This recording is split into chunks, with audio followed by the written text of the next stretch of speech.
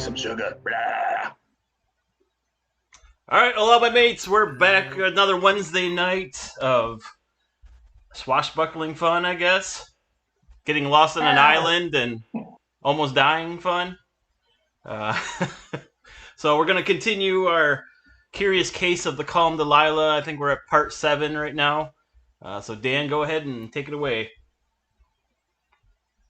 Welcome back, everybody. Last week, as a quick recap, you guys went into the crag and the cave up top of the bluff there, and you rescued Captain Takumi, destroying all of the spiders, setting them ablaze, and finally making your way back towards base camp. And at that point, a couple of you decided to question Captain Takumi. I had him explain why he was there, tell a little bit more about the island that he knew than you guys did, of which he agreed upon to share as much information as he knows in order to better assist the group and not leave you guys kind of like high and dry and wondering what's going on. So you guys were able to make it back to base camp. There's been quite a bit of beat downs, I should say, along the way. Several people have fallen and come back, unbeknownst to the group as to how. And so again, Captain Takumi just also refresh with everybody that there's more than meets the eye with this island. It is a cursed island, and there is literally only one way off, and that is finding the calm Delilah. So, and its contents, which could possibly provide a way to either lift the curse of the island or find safe passage off in some manner or another. So, with that being said, you guys are back at base camp. Captain Takumi has been resting. You're still on the same day. It has not been the next day yet. You guys have not hit nighttime yet at this point. So it's kind of, you're still more towards the late afternoon, evening. And so with that being said, he has shared, Captain Takumi had also shared last session that there is limited time before this island potentially disappears with all of its inhabitants on it, only to peril a treacherous death. And based upon the skulls or the rock figures that you guys have been able to see each night that have shifted as to where the moonlight shines down upon, highlighting a different face, again, going from a very lively looking humanoid figure face to it's becoming a more deathly looking one each night, highlighting a different skull. You are on the third one right now, which there are 7 up there. Again, just kind of hinting at it's looking like your time is running out. Again, you notice the shore line has drastically been reduced. Water is higher than normal by quite a bit. And so the information that Captain Takumi has then relayed to you is seeming to be true based upon what you are both visually experiencing and what he's saying. So with that being said, you guys are back at base camp. So what do you want to do? I'm not sure. Well, if we can't take a full rest, can we take a short rest? You can I'd like to take a full rest. Because I only No, I have can 4 take a life full left, rest. so That is totally up to the group. Full rest. I am completely out of spells. Yeah, I'm not doing too sweet either. So, unfortunately, I know we're short on time, but we might have to. Got 4 days. Yeah, well, easy. Plenty of time. No big deal. maybe we wouldn't have to rest so much if we are level 3. What is this level 3 you speak of? Yeah. I Strange know, words it you seems speak. like a very far path. Yeah, okay. If we are doing a rest, who wants to take the first watch?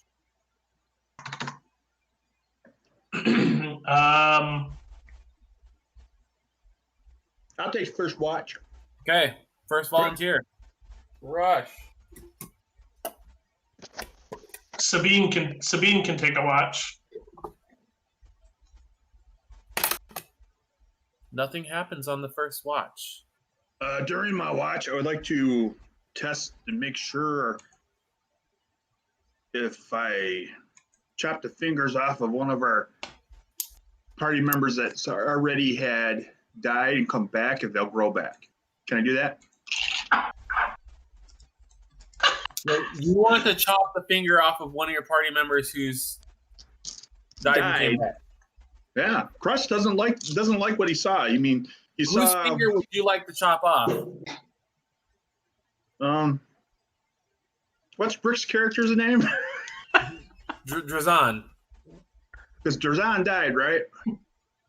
Yes, he did. Too much trouble. I would totally let you try and cut Milo's finger off, since Milo's here. Yeah, but Milo didn't die. Yeah, he did. He did? No, he didn't. He drowned. He was the first one of us in the shipwreck. Not in Crush's eyes. Was he Crush isn't unaware of this? Crush, I mean, you just noticed that he was kind of pallid. I mean, doesn't look as bright as he used to. He mentioned it when we were on the beach camp. Or Yeah, I when know. we were... I remember. Oh, okay.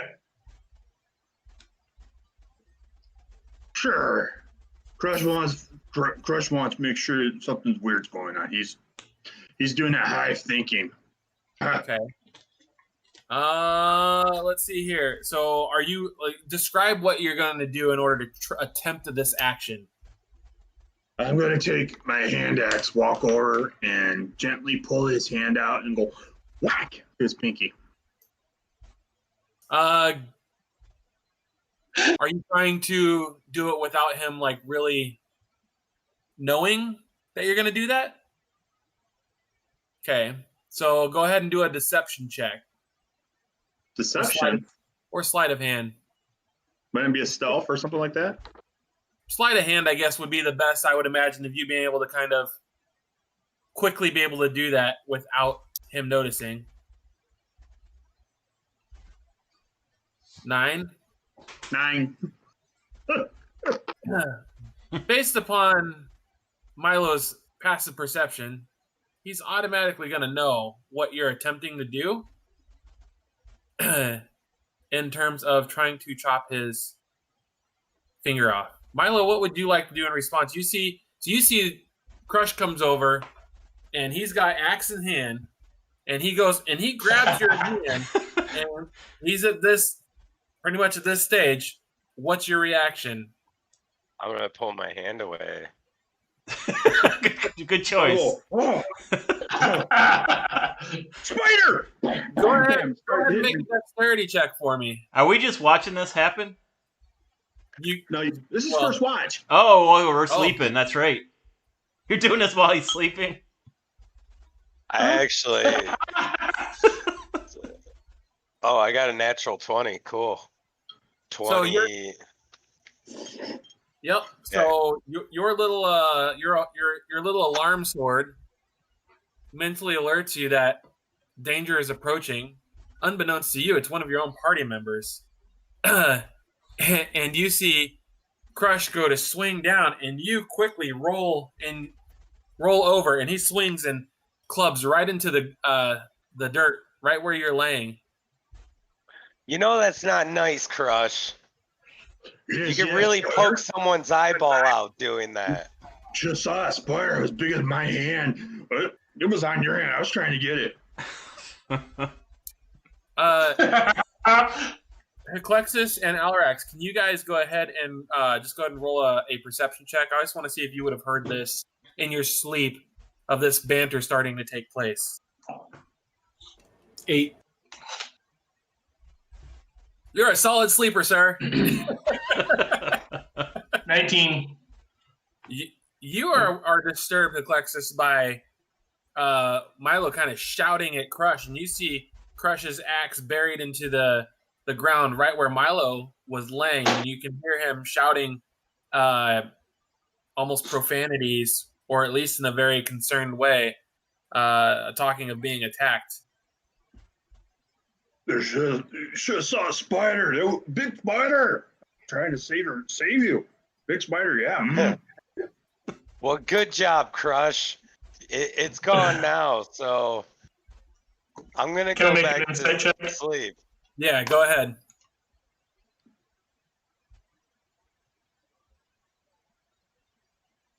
Uh, 17 plus 3, so 20. You totally know that Crush is lying out his ass. Well, wait a minute. You didn't get a chance to roll. Yeah, at least let him roll deception. Go ahead and try and roll deception. Let's see if you can beat his 20. 5. He's totally lying out his ass. I'll say it again. You know, without a shadow of doubt, his intentions were very malice in what he was about to attempt to do to poor little Milo. That sounds so disturbing, right? When you say that, you know, that poor little Milo. Because it is poor little Milo. I'll take Crush aside and Crush. Were you attempting to chop something of Milo's off? Was there a reason?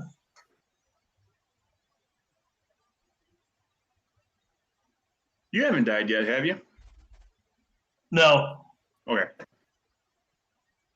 Thanks, you just jinxed me. He did say yet.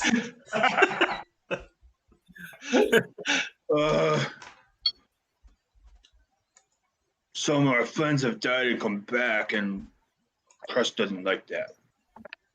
I just was seeing if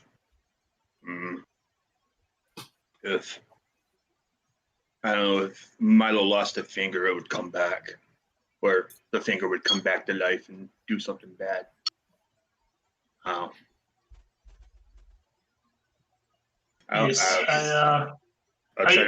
understand, Crush. Let's maybe not chop our friends up at the time being, unless they deserve it. Okay. No, they're not. They're not quite natural. I understand that. But for now, they seem to be acting normal. Okay. All right. And I'll go back to sleep. I'll go back to watch, but I'll grab my whetstone out and start sharpening the hand axe. Get ready for later. All right.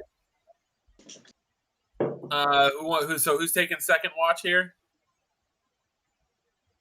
I think Sabine was going to, You're familiar? flying cat. Whoa. Okay. Was that a dog, actually? Good Lord, what is that? Ray's Being an idiot. got double dogs. Nothing happens on second watch. You guys all kind of come to at the end of your long rest, and you see Captain Takumi he's getting ready for bed, because you guys have kind of slept through the late afternoon and waking up really more around 10 o'clock at night. So you guys have got your rest quite early.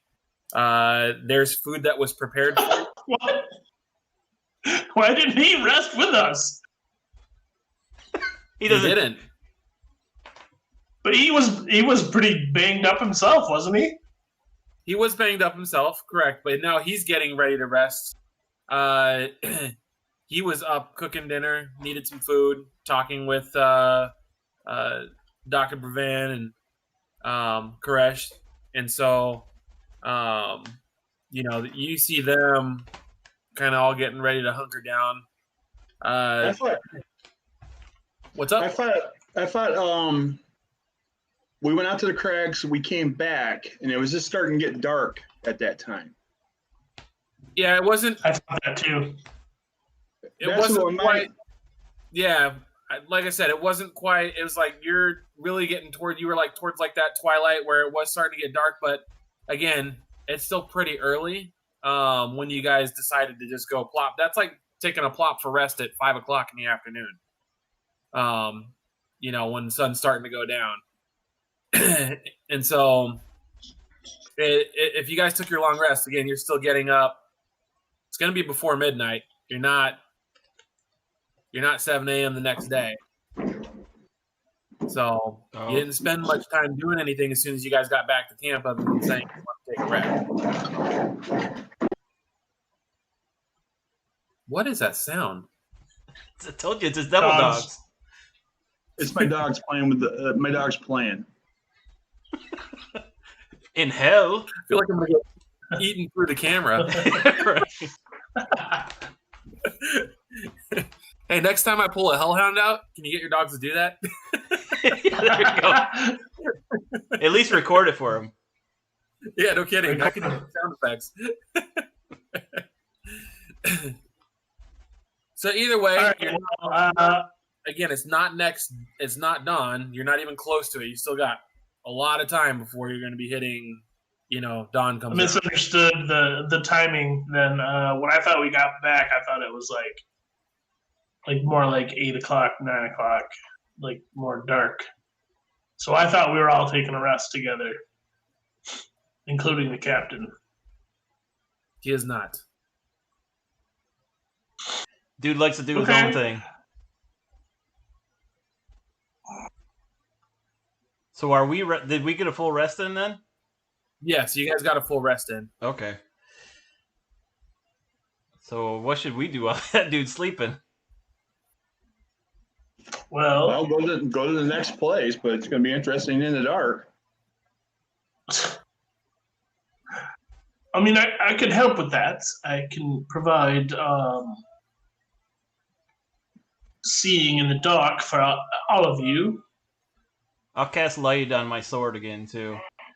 You guys could just send Alrax ahead on his broom. We all know how that turned out last time. Yeah. Hey.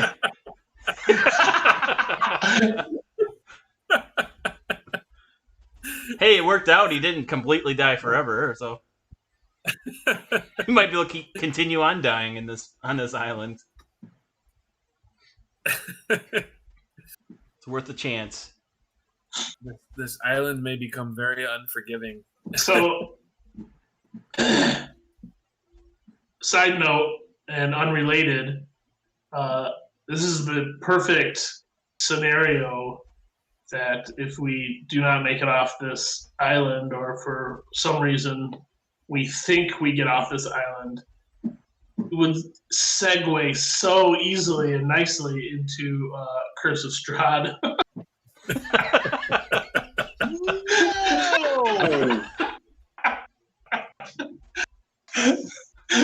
No, it didn't. I'm down. A lot of undead. Ugh. All right, so what do you guys want to do? You're hearing, again, this is, at this point, the moon's shining bright. There's very few clouds in the sky. There is a pretty dense fog that's starting to encompass a good portion of the camp. Visibility is slowly diminishing in terms of that because of the heavy fog. It's almost creating a heaviness in your breathing. It's starting to become so thick. Nothing dangerous. Again, it's just a lot of moisture in the air. You can see dew starting to collect on the tops of the tents. And again, the nightlife's really starting to pick up in terms of the vocalizations from the creatures within the jungle. And mosquitoes. And the damn mosquitoes. Well, are we able to at least catch Captain Takumi before he goes to bed and ask, what is the next suggestion? I thought he pointed it out on the map last time, before we rested, that he basically but I don't remember what he pointed out. Give me a hot second, and I will pull it up for you guys. Giggity. Just give me 1 second. Come on. No, I typed in.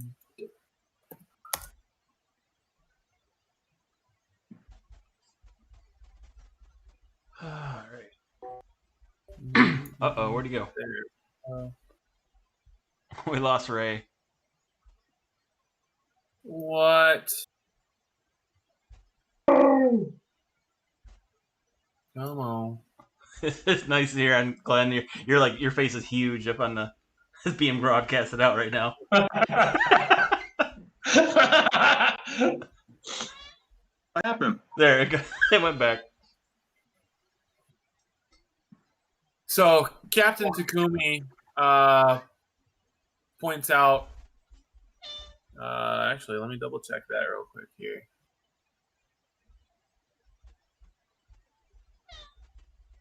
Yeah, because you guys were over at the. Okay. Yep. Oh, come on. He points out over here. So when you guys were talking, south of the crag. Correct.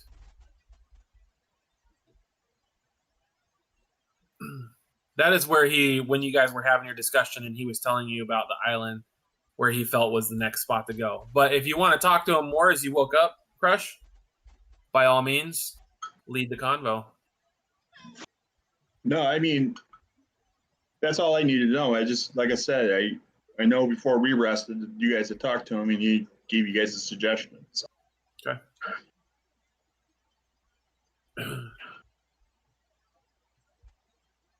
But again, the map is open for you guys. Can go where you want to go. You don't have to follow that. That was just his suggestion. You could always go explore this new area and get ready for when the captain awakes. Sure.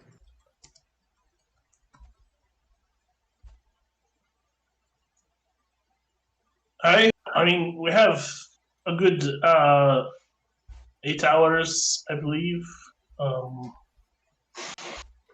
before the captain wakes up. Yep, you would. Hopefully, if he were not back to camp, he will come and look for us in case we have perished.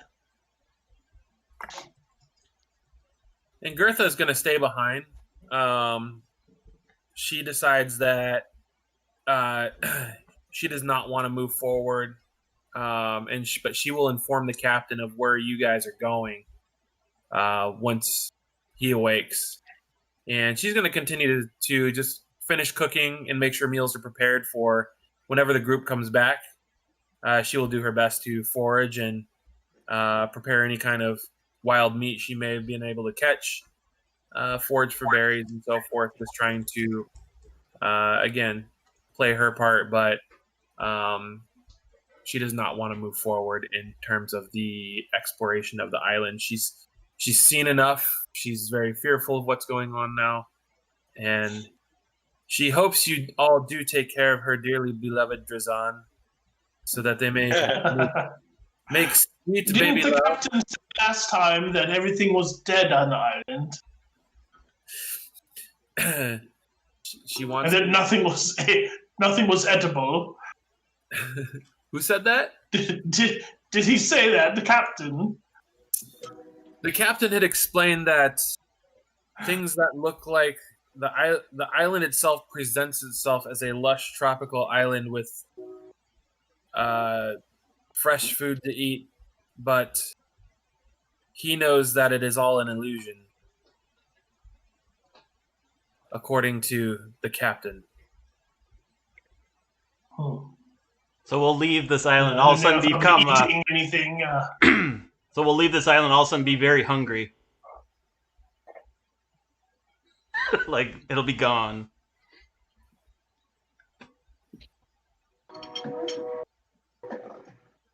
What was that? Ray's on his way home right now. Or Rick, sorry. Hell! So, do you guys want to move? Ours. Do you want to move forward? I think we should go check it.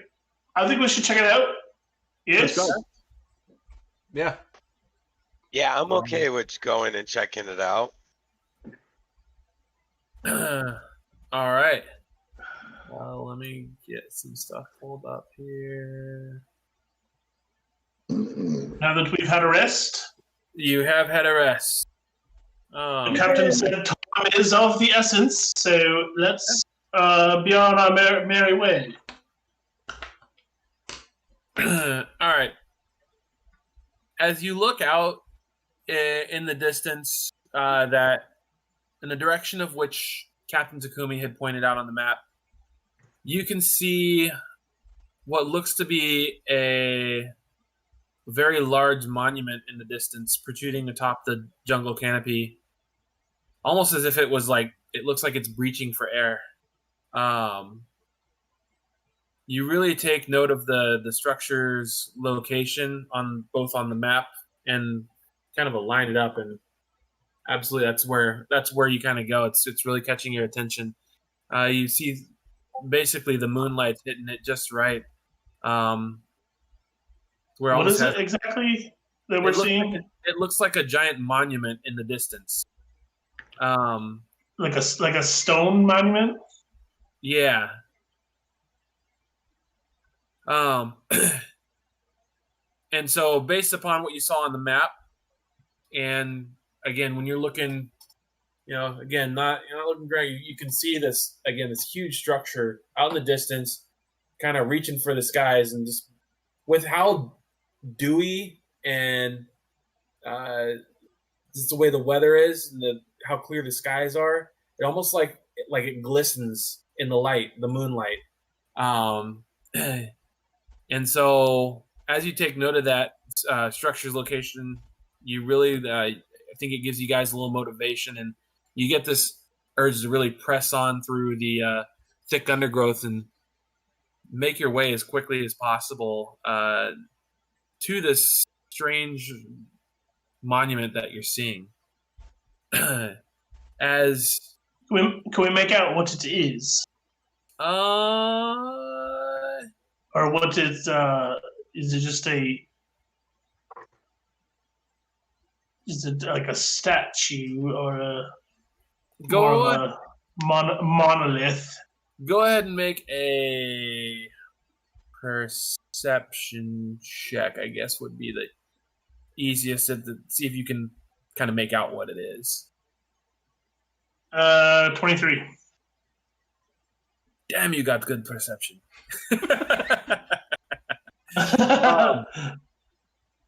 Yeah, as you look out, you can see that it looks like a stony figure that from this distance resembles a female type figure.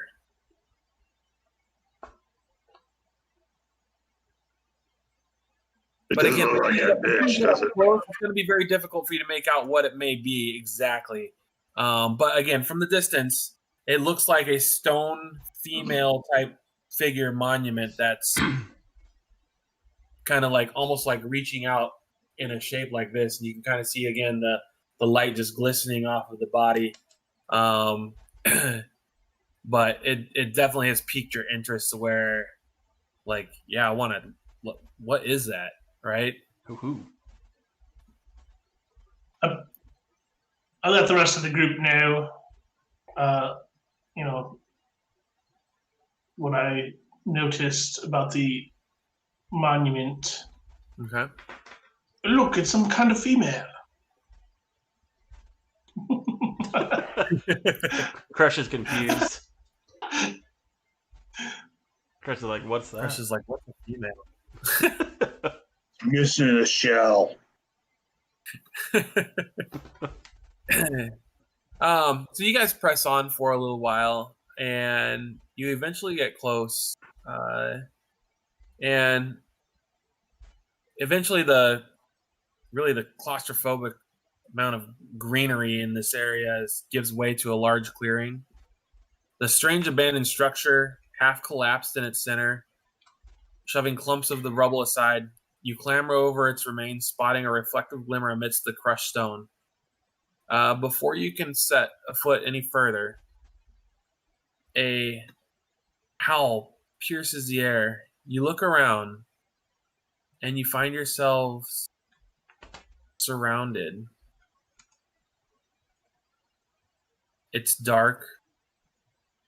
The moonlight is shining just bright enough where you can see what looks to be a pack of very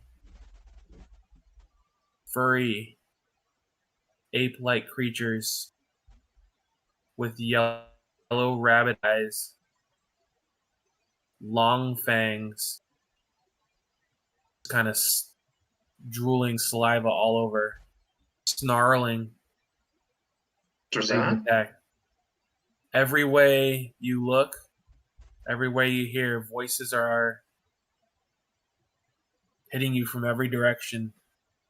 You get a strong sense that you're being ambushed at this very moment. Oh. Roll initiative. Oh.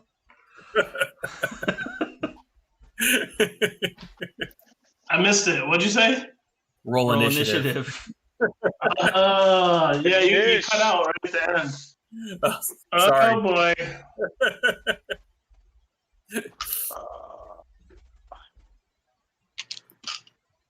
Crush, advantage on initiative. Practice, I will start with you. What did you get? 16. Chorus. 20. All in. Alrax. 6. Wonk wonk. Milo. 12. And Crush. 16.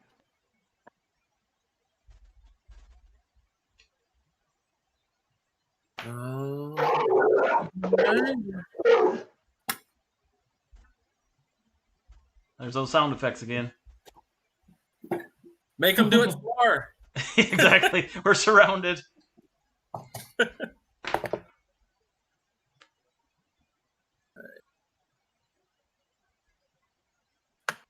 Okay.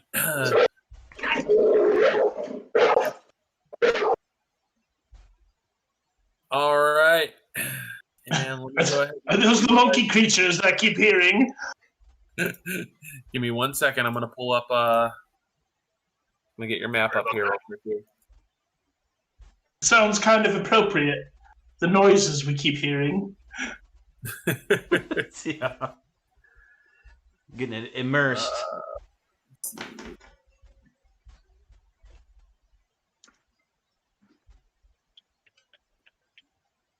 Oh, we had a few people drop by and followed in the last 20 minutes or so. They still there? Did they leave? Yeah. Well, yeah, they left.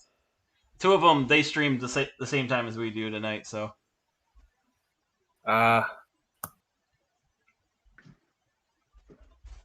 This is not going to be representative of what the creature actually looks like. It's just it's a filler.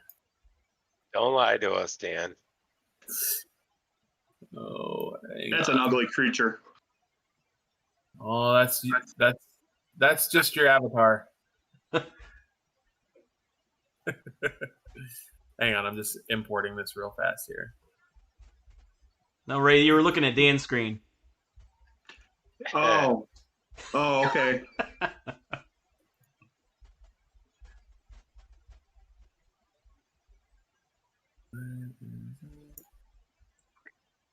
There we go.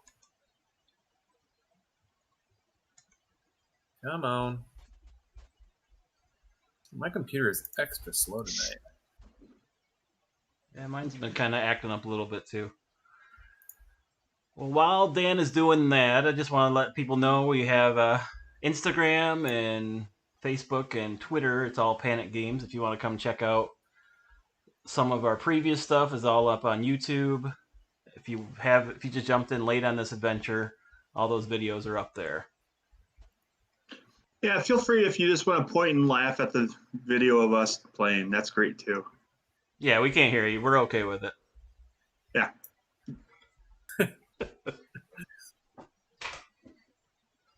I blame Dan. I am the reason of low subscribership. Trust me. My vulgar adult language does not jive well with the masses. Oh, come on now. You're not the only one. I thought you were gonna be like, it's because of my eyes.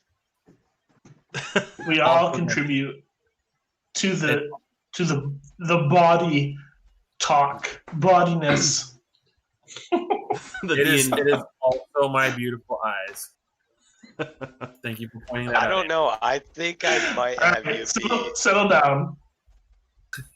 Settle down, you two. What would have been your guys' marching order? Just curious. Me first. Hurry up, let me mute him indefinite. I'll be on Crush's shoulders.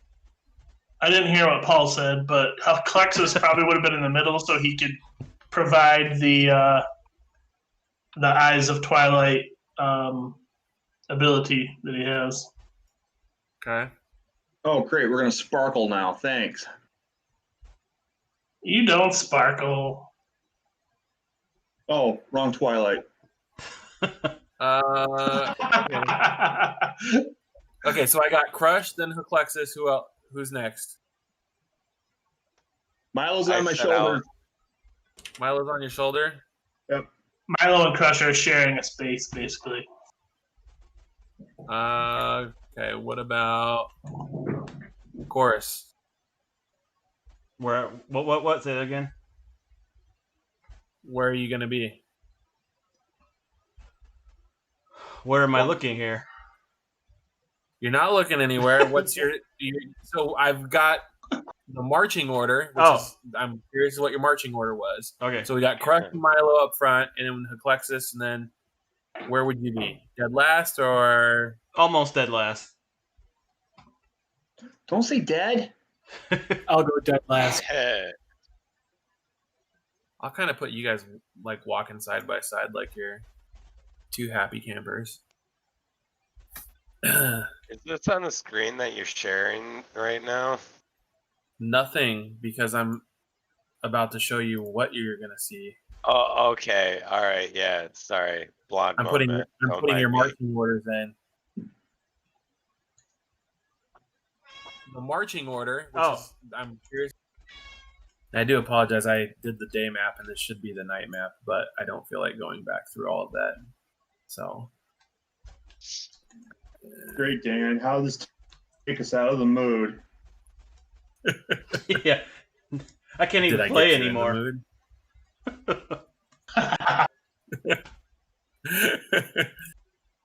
All right. And let me go ahead and throw this up on the big screen. Let's see here. Oh. Did you say something, Paul? You cut out. No, I was just ragging on Dan some more.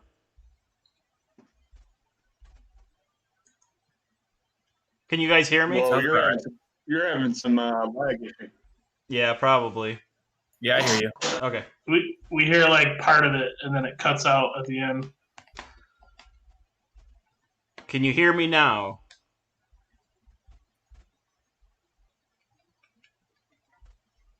Yeah, I'm having some internet fun today, it seems like. All right. Let's go ahead and top of the order, chorus.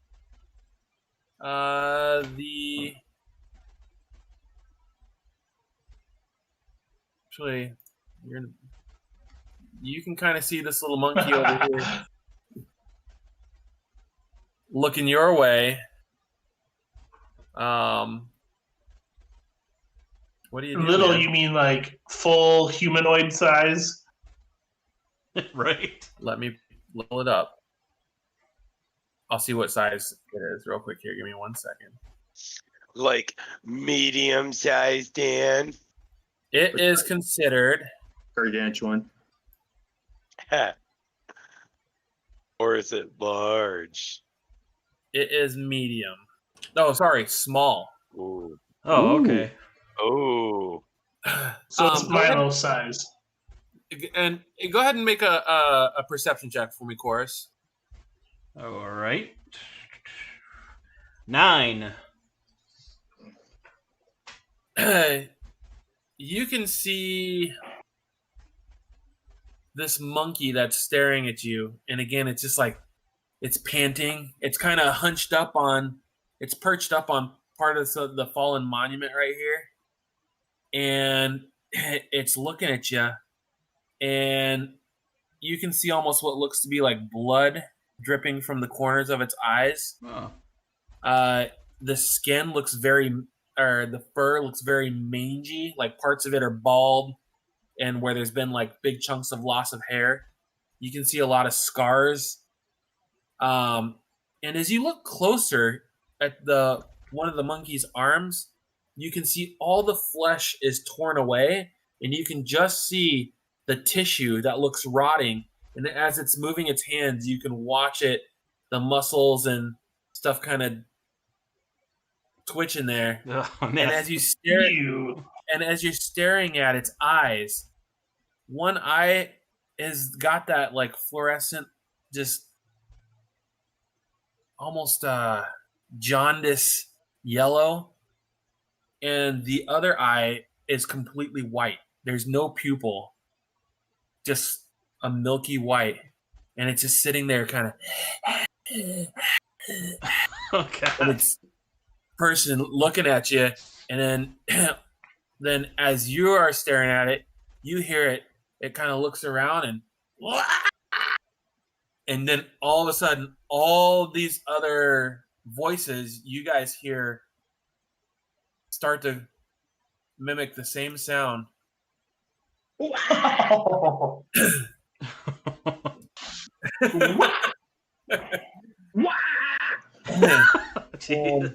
There is a pack of these rabid, mangy monkeys that have all now shown themselves, and they're leaping up on the branches and some of the rubble around you, and they're all just staring at you guys. What are you doing? Say, do you guys see this? This is messed up.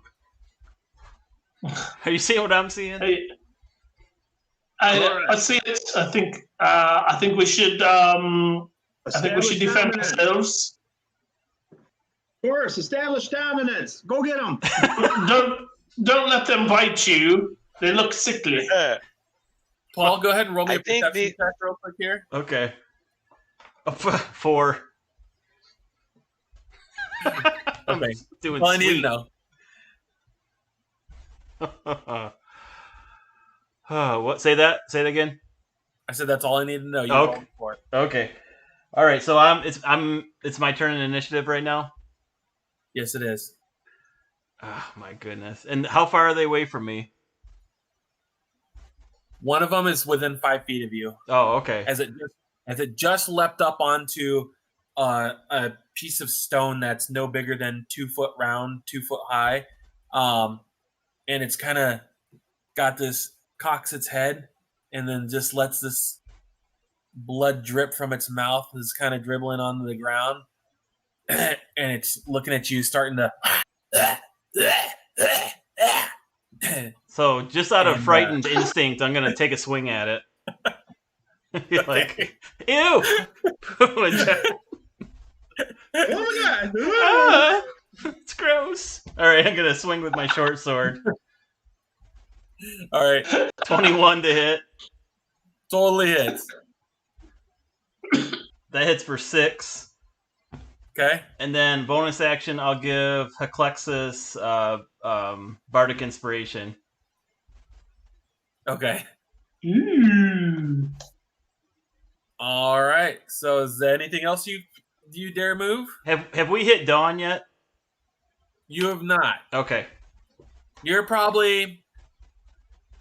It's probably like I'd say 2:33 a.m. right now. Okay.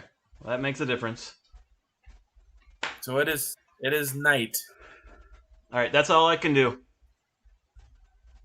Also, Milo, are you wearing boxers right now? No, they're pajama pants. Oh. See? Okay. I was like, is he walking around on screen in his boxers? I don't have boxers, silly. All of a sudden, our followership goes, woo!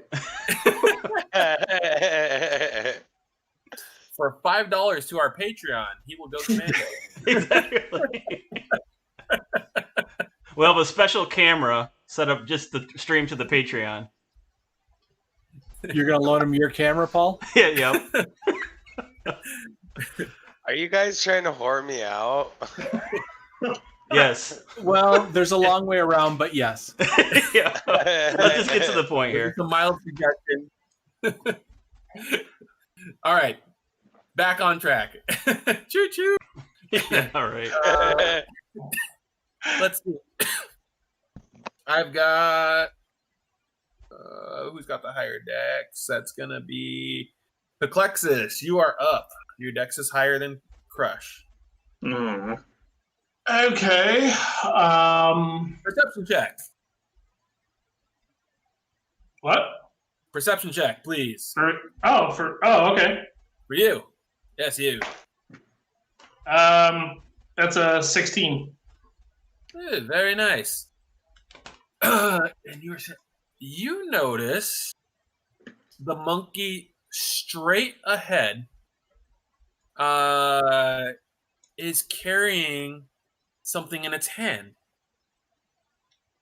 And it looks like an oak branch with what seems to be a aquamarine gemstone lodged in the handle. And so this one's straight in front of you, straight in front of Crush. The one that's farthest to your left, it also is holding something in its hand, and it looks to be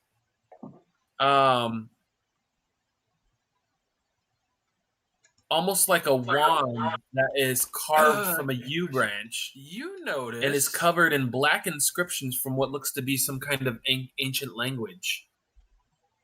And the monkey is starting to aim it at you. And again, That's odd, isn't it? they're all, as a group, Okay. Bonus action, Shield of Faith. And then I will step towards the monkey near Milo that is holding the wand. Okay, so if you're going to step towards it, you go right here. Yep. Yep. And I will attack it. Okay.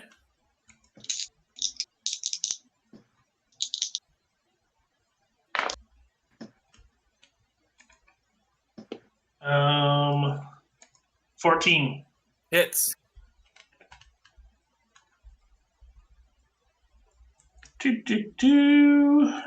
Where is it? Here it is. So that is a 13 points of slashing damage. What type of weapon do you have again? A long sword. as that monkey is getting ready to, as it's starting to almost mumble to itself and quiets its voice and puts its arm out, you come down with a vicious swing and you hack its arm straight off of its body. Blood starts squirting all over the place. It screams, and you come back and slash its head off, and it drops to the ground. And the wand lays at your foot, twinkling, catching your eye and your curiosity. Oh, yeah. I'm kind of busy right now, Wand. We'll check you out later. Oh, hang on. No, I didn't. Damn, which one is... Which monkey are you? Oh, That monkey died. come on. All right. Anything else you would like to do? You've I think that's everything. Okay. I think that's everything I'm going to do at this point. How long? I used your bardic inspiration. Is it gone then, Chorus? Yeah, it's a one-time use. Okay. Crush. You are next. I'll step forward and swing on the one in front of me. Are you gonna? You're gonna step forward? Yep. Okay. Take me with him, Dan, because I'm on his shoulder. Dan. Sorry. As a free action, I yell out, "He's holding some sort of strange stick." And you do take note of this, what looks to be some kind of oak branch with, again, a aquamarine gemstone that's lodged towards the top of the handle. I rolled I rolled a 1. Oh no. Oh, yes. No. Was that your victory flashing of the map? What is? Give me a D100, please. 31. What type of weapon? Slashing. Great axe.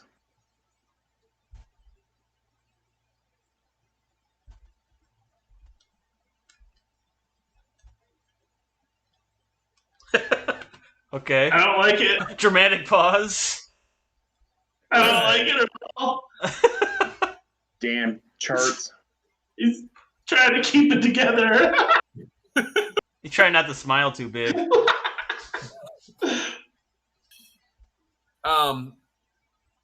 Go ahead and roll a D20 for me, please. Oh, God. No. Oh. 5. Go ahead and roll a D6 for me, please. Oh my goodness. 3. Want me to roll a D4 now? A great axe, is that correct? Yes. Milo, since you're on his shoulder, also roll me a Oh. Oh, yes. Wait, roll you what? A D6? A D6.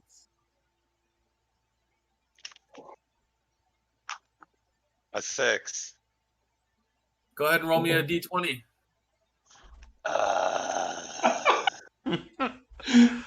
Oh no. A 19. Oh. All right. Crush, as you are going to swing your great axe, and Milo's kind of on your shoulders, riding like, yeah, get him, get him. The monkey quickly throws some dirt in your eyes. You swing, and Milo is causing you to lose your balance pretty bad.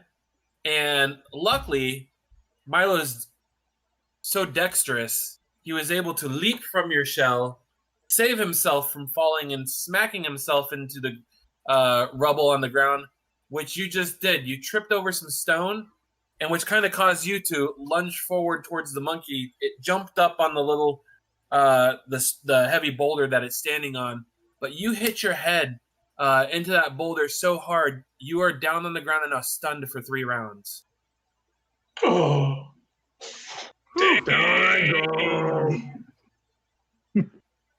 Crack! And you guys watch this, and now Milo, you are standing in the spot next to him. Crush is now prone on the ground, stunned. 3 rounds. You didn't have to leave for that. Scrambled eggs. Ray, you didn't have to What? leave. his thing popped out. Oh. Sorry. He said, I'm out of here. Screw this. 3 rounds. Yeah. Rage quit. Yeah. Milo, you are up after watching your companion who you were so faithfully riding on as your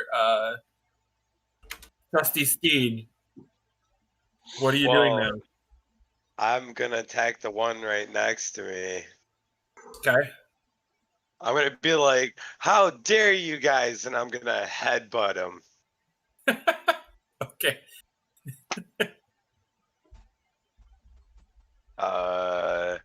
18 to hit. It hits. Swing that D4. Right? I'm gonna swing it hard. You watch. I hope you get double ones. Oh, I got a 3. Hold on. So altogether, that's 7 bludgeoning damage. As you go and you headbutt this monkey,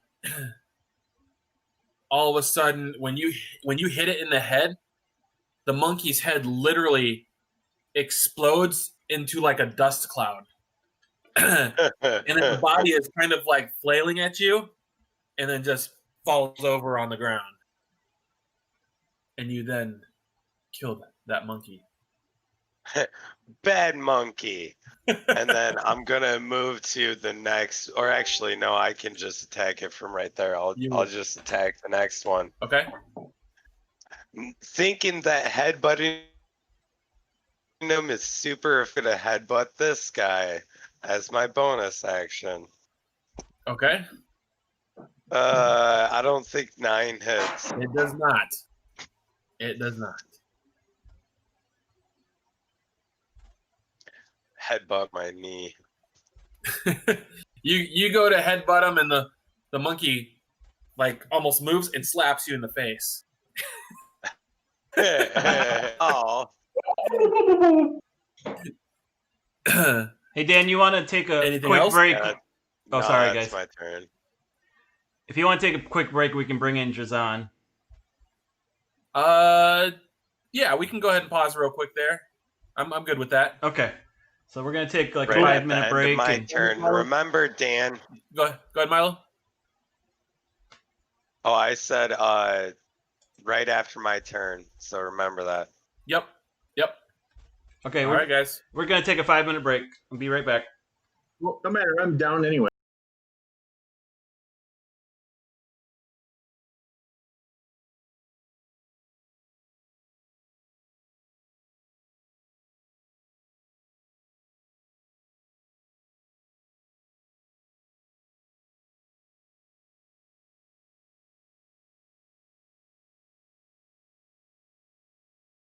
Let me copy little Drazan and bring him over. Okay, guys, we're back after the extended, a little more than 5-minute intermission. We were Come on, trying man. Control C that shit. So we're back on. Oh, sorry. You didn't catch the part where I was like, I'm bringing us back? I was paying attention to what Dan was doing. Oh, I'm sorry. I see. Why would you pay attention to Dan? True. Mistake number 1. So Drazan will be a voiced mushroom guy right now. Until probably for tonight, so it is what it is. But we're able to bring him over through voice. All right. So we just ended Milo's turn. After again, Crush had his fall. stumbled, cracked his head into the partial fallen ruin, and as these monkeys are starting to howl and screech, you guys hear kind of in the background pulling up the rear, you hear Drazan kind of screaming, saying he's seen some wild rabid monkeys and he's been trying to catch up to you guys. Drazan, go ahead and roll me an initiative, please, to see where you fall in the order here.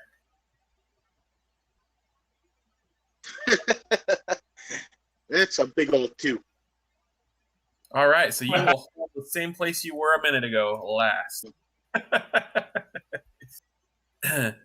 Alrighty, so up in the order right now, I have up next should be, let's see, so Milo just went. That's going to now go to Alarax, our water genasi fighter. Let's move over to that monkey that's close by me. And I am going to swing with my longsword. So the one down at the bottom? Yes, exactly. Okay. All right. And how about a 16? That hits. Okay.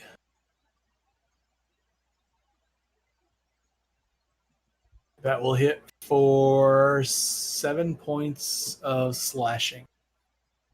You bring that long sword out and you swing at this monkey that is starting to get its little claws out, and it lunges to bite you. And as it leaps through the air, you come down with a swift swipe of your sword and chop it literally in half. And you just watch its carcass fall right in front of you.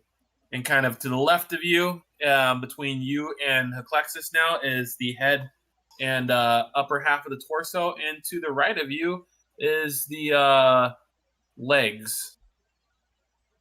You dispatched that monkey, and it is no more.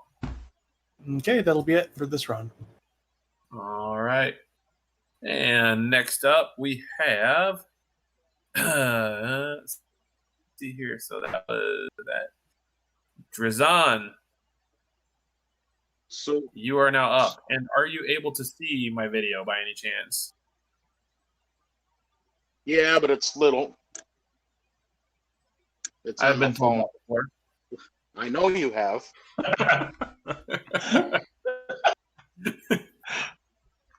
Easy. All right. So you are directly behind Heclexis. There are 2 monkeys left. One in front of Crush and to the right of Crush.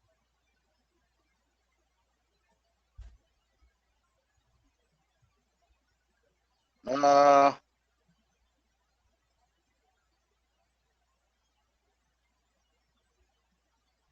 go ahead and firebolt one of the monkeys. Whichever one's closest to Crush. They're both right next to him. So I'll just pick one. Either one. Doesn't matter. Okay. So the one that you'd have easiest line of sight, the one that's to the right of Crush, I will say it'd be the one that'd be easiest for you to hit. So that's an 11 to hit. And that misses. Your firebolt just kind of, with all the commotion that's going on, you're a little distracted and don't quite get the shot. And the fact that it's a smaller object too makes it a little more difficult, and you do miss. Would you like to move? No,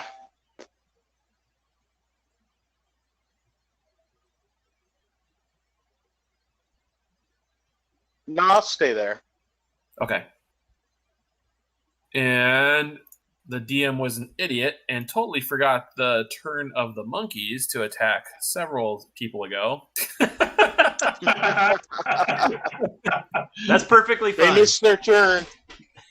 And so Typical Dan. I'm going to let my monkeys actually do some action because they should have went two prior turns ago. So let's see here. Silly monkeys.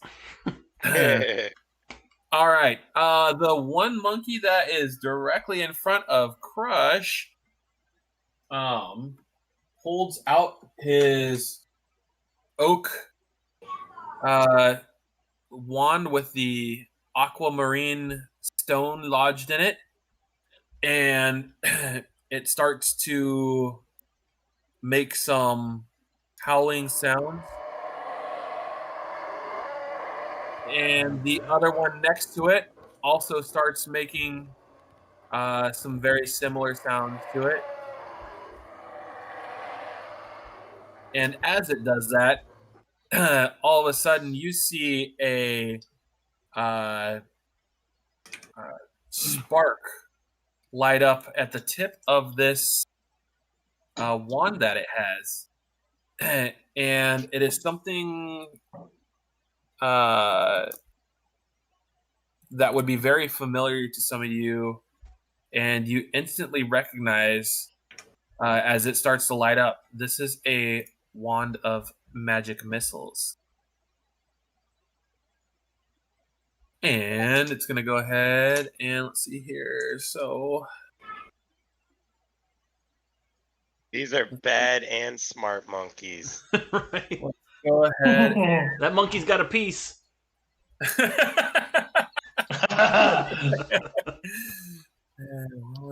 It's gonna expend.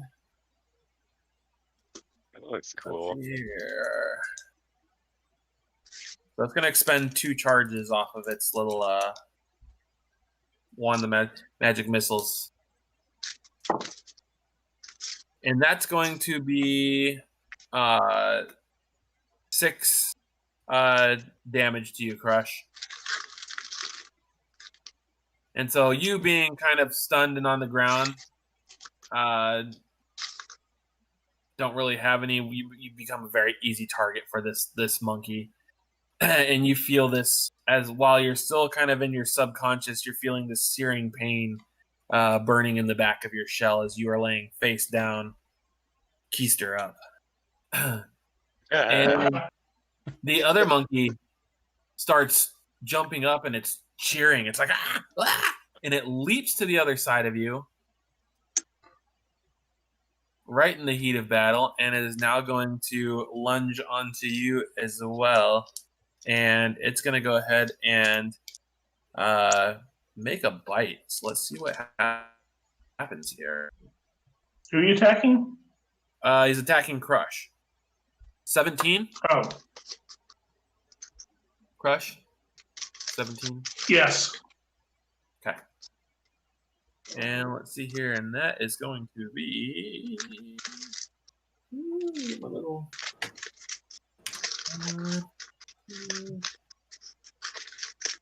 And can I also have you, Crush, make a con saving throw?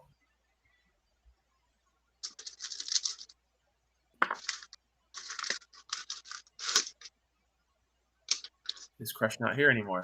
24. Damn you and your con saving throw. You take 4 piercing damage from the monkey's bite, as it's hanging on the back of your shell now and kind of like gnawing into you. And due to the size of its little incisors are pretty long, and you're starting to feel this sharp pain jabbing in close to your neck from the monkey biting on you. And top of the order, we're going to have, let's see here, that's going to go back to our bard, Chorus. What are you doing? So is there any more that are close to me? Not right next to you. The 2 that are there, you have one about 10 feet away from you that's lunging and biting on the back of your turtle pal, Crush there, and then there's the one that's on the other side of Crush as well. Okay, I'm gonna work around and flank him between Crush and me. Okay. So moving on that back side there. Okay.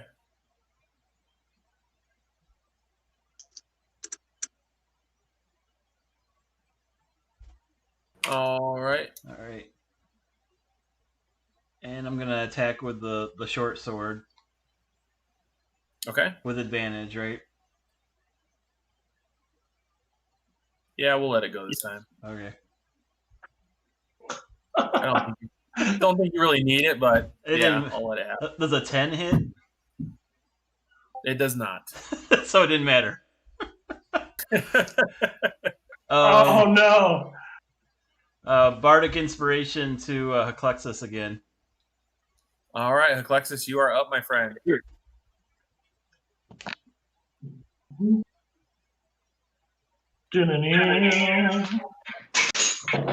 And so you're staring at this monkey on the back of Crush, just like biting into him and smacking the back of his shell. Okay. So yeah, that one that Chorus just attacked, I will also attack. Okay. 22 to hit. That definitely hits. And 12 slashing. What type of what? It was short sword? Longsword. Longsword. This monkey is so occupied biting into Crush's shell. You, with expert precision, having a pretty easy prey at this point, are able to lop off the head of the monkey.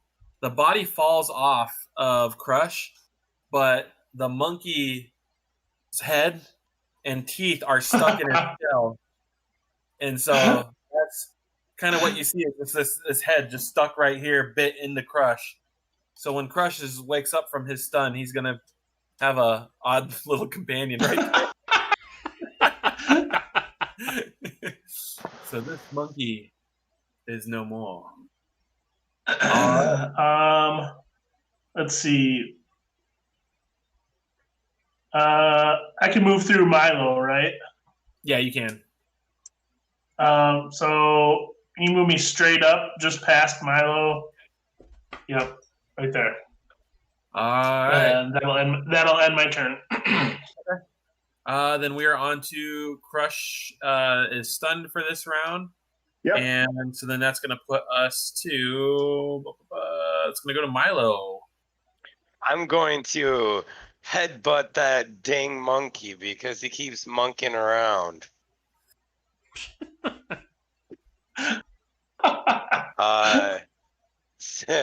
16 to hit. That hits. Headbutt the monkey. I rolled a 1. 5 bludgeoning damage. Okay. You headbutt the monkey, and really just upset it, and it looks at you, and then it starts roaring. Right back at you, mister. and then I'm going to then just do a quick kick up to see if I can kick his head off. Okay. Let's see. Shut that thing up. Do it, man. Do it. 25 to hit. I'm pretty sure would that hit. hits. I'm just going to roll my D4. Okay. Come on, D4. What are you? Okay, you're 3. So 7 bludgeoning damage. Yeah. You so you headbutt it and it sticks its head forward and is like screaming at you, and then you kind of back up and run forward and do this kick where you kick, flip backwards, and as you do that, everybody sits there and watches this monkey's head go and just completely fly off the body. And you see this little corpse standing there holding this wand towards you, and it drops the wand and the corpse falls over and the head rolls about 20 feet back. And that monkey is no more. You do take note that same wand that blasted some magic missile into your friend that's face down, is now, again, it's also got this little bit of a glimmer to it. You see that little aquamarine stone kind of have this glowing hue to it that definitely catches your attention. And there's also the other one that it would be about 10 feet up and back behind you. Or no, 5 foot behind you, kitty corner, that had the ancient inscriptions in it. The one that Heclexus had killed. Okay. I'm going to pick up the one right in front of me and be like, hey, look, a back scratcher. Do be careful with that. Are you going to try and scratch your back with it? Yes. All right. Wait, I know what that is. All right. Go ahead and make an Arcana check for me, please. Oh, me? Yeah.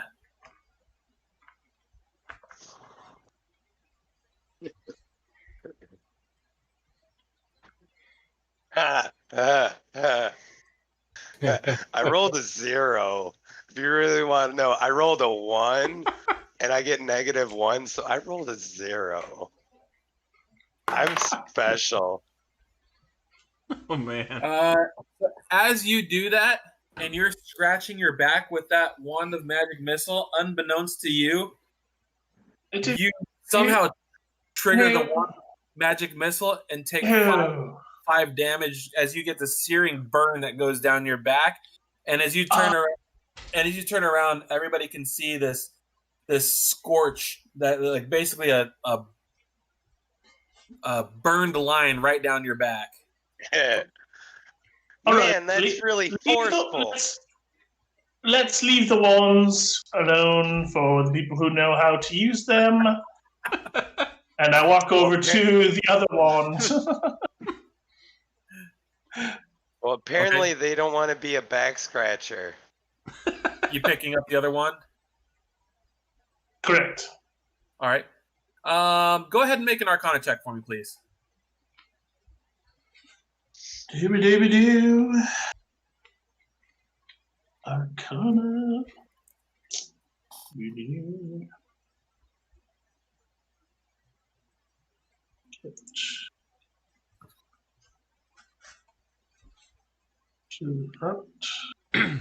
So how many wands were there?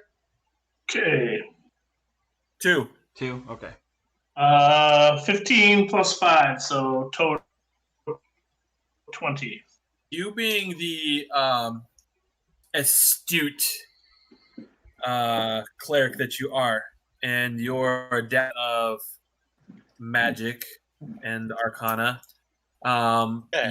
you recognize this wand. You've read about it in books. It's the Wand of Fear. The Wand of Fear. So with this wand, it has 7. It has 7 charges, and well, all that from an Arcana check. Yeah, it's because you've recognized this wand and understand what it does based upon your knowledge of Arcana. How many charges? 7? 7. Yep. And so you can use an action to expand the charge to command a creature to either flee or grovel. With the command. Well, I don't want this back scratcher, so whoever wants it can take it out of the group. Would you like to know the other ability of this wand? Oh, yes. Yes, I would. Also, while holding this wand, you can use an action to expend 2 charges, causing the wand's tip to emit a 60-foot cone of amber light. Each creature in the cone must succeed a DC 15 Wisdom saving throw or become frightened of you for 1 minute. Ooh. Wow, nice. So basically, Very you can nice. use command spell, or you can cause them to be frightened. Just as a FYI. Congratulations on winning The Price is Right. Bum, bum, bum. So does anybody want Drazan or the Milo's, the one he found? Drazan or Who wants the wand of magic missiles? I already have one. Drazon? Sure. I guess I will take the wand of magic missiles if nobody else wants it. I don't feel like I need two fisting the wand of magic missile. Well, if you tie them together, you can do a double barrel wand of magic missile. Oh, that's Gun. true. Whoa. That's all right. Dual wielding. Gangsta. He's like, suck this.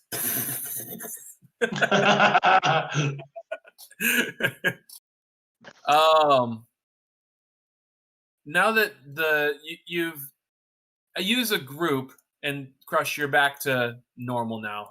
You're no longer stunned. If you all would like to make a either history or religion check, I will be able to tell you a little more about this monument you all see.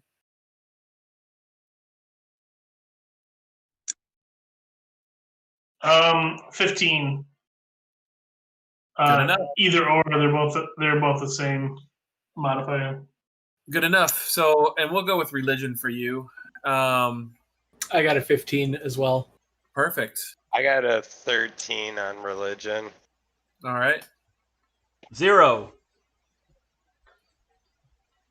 Drazan? 7. All right, so the Alrax and Heclexus are the two that, by looking at this monument, you can tell that this monument here was dedicated to Umberly, goddess of the sea. Ooh. Well, that doesn't scream ominous. Yeah, let's see Omnibus? here. And I can't speak. this ruin was once. Oh, wait. She's known as the Bitch Queen.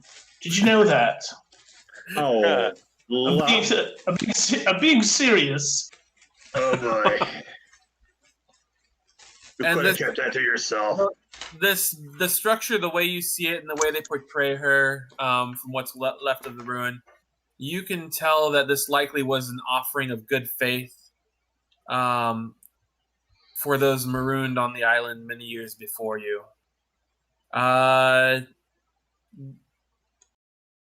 Who rolled? Go ahead, everybody roll me actually a history check now at this point. I need a history specifically. 15. 19. 14. Okay. Not Chorus? worth noting. Oh, Crush? Okay. What? The bulk of you have rolled high enough to know that this structure was constructed 10 or more years ago and definitely was not built to last. Trying to see here.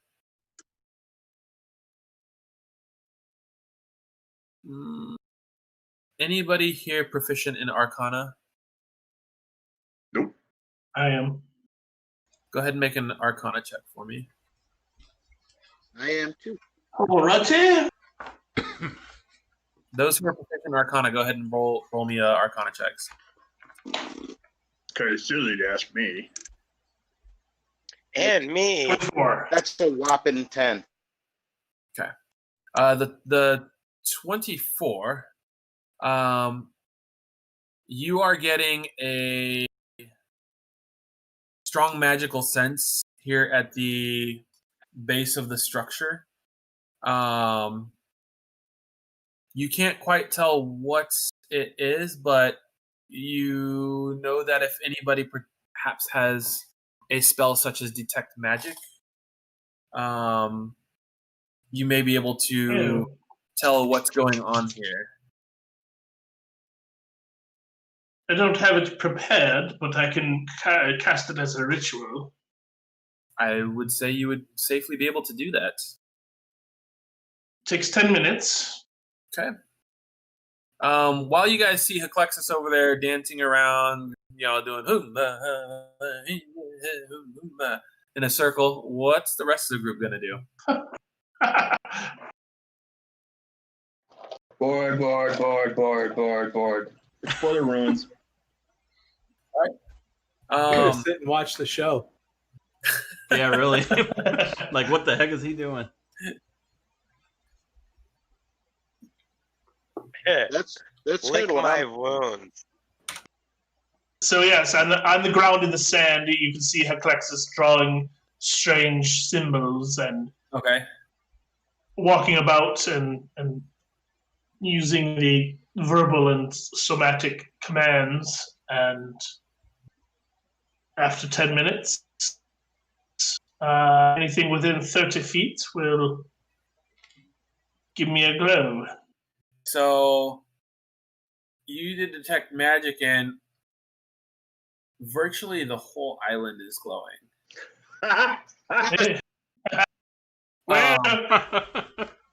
But you're getting almost like different auras from different parts of the island.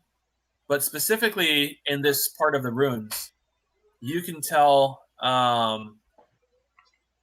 your spell reveals that the ground around the room to be hallowed and blessed, as with the hollow spell.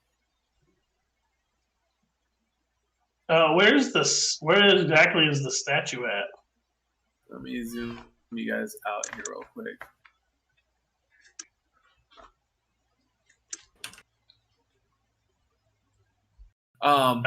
Is it this big thing up here? Or? Yeah. But you're able to tell this whole area is blessed with the hallow spell.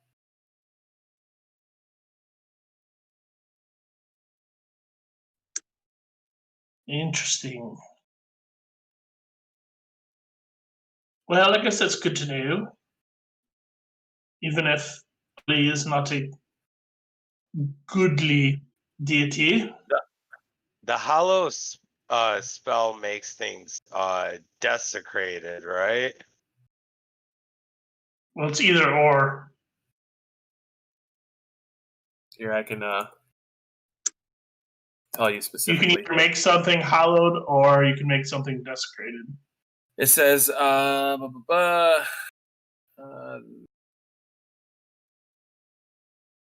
to see here. Oh, there's quite a bit to it. You can touch a point and infuse an area around it with a holy or unholy power. The area can have a radius up to 60 feet. Yeah, that's what I thought. There's the area effect. The affected area is subject to the following effects: Celestials, elementals, fae, fiends, and undead can't enter the area, nor can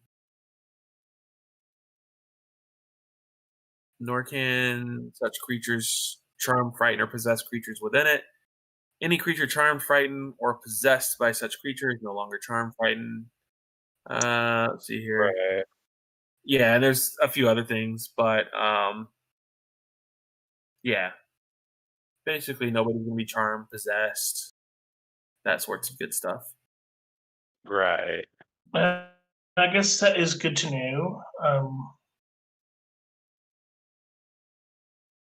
It looks like there's some sort of door or hatch on the side of that monument. Let's see here.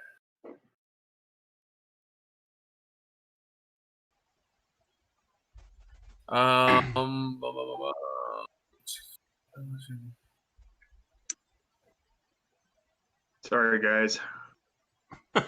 Are you like Crashed. it crashed? Yeah, I'm coming back in right now, but it's having issues. You're in.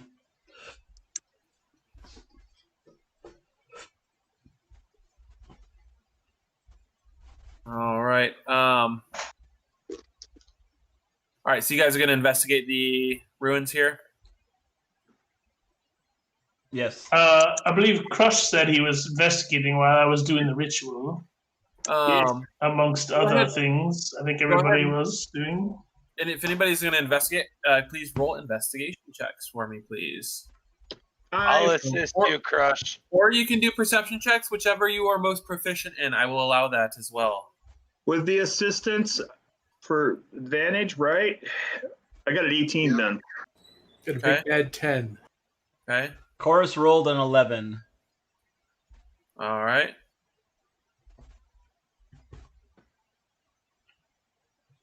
Crush. Nine. Well, anybody else going to investigate? 3, 2, 1. No. Okay. Crush. I was Also, I'm Crush. I'm doing the ritual while they're searching around. Crush, as you are wandering around the encampment, you see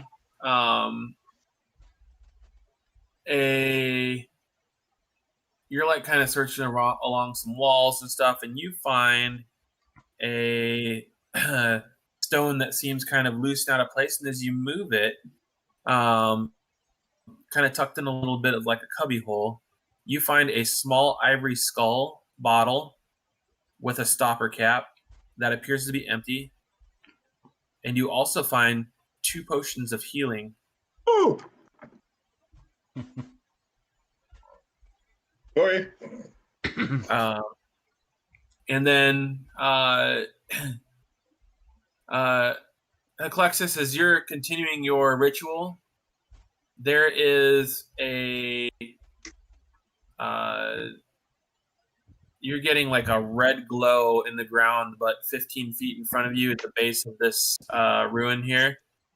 And you're seeing what looks to be like 2 scroll-looking items hanging from underneath the stone floor.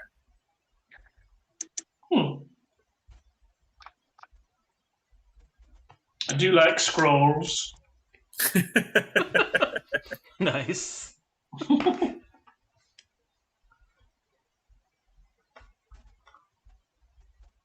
I will go check it out further. Okay.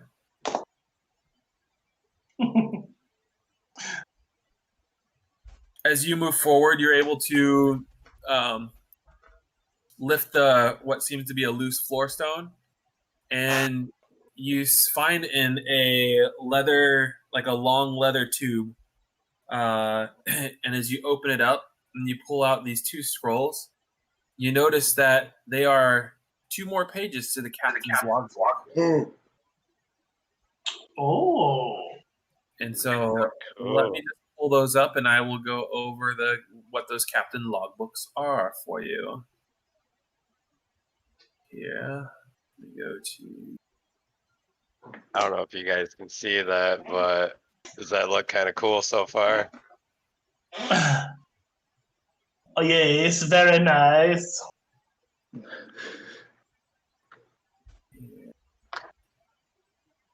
All right, so page 19 of the captain's logbook, I'll just read this for you.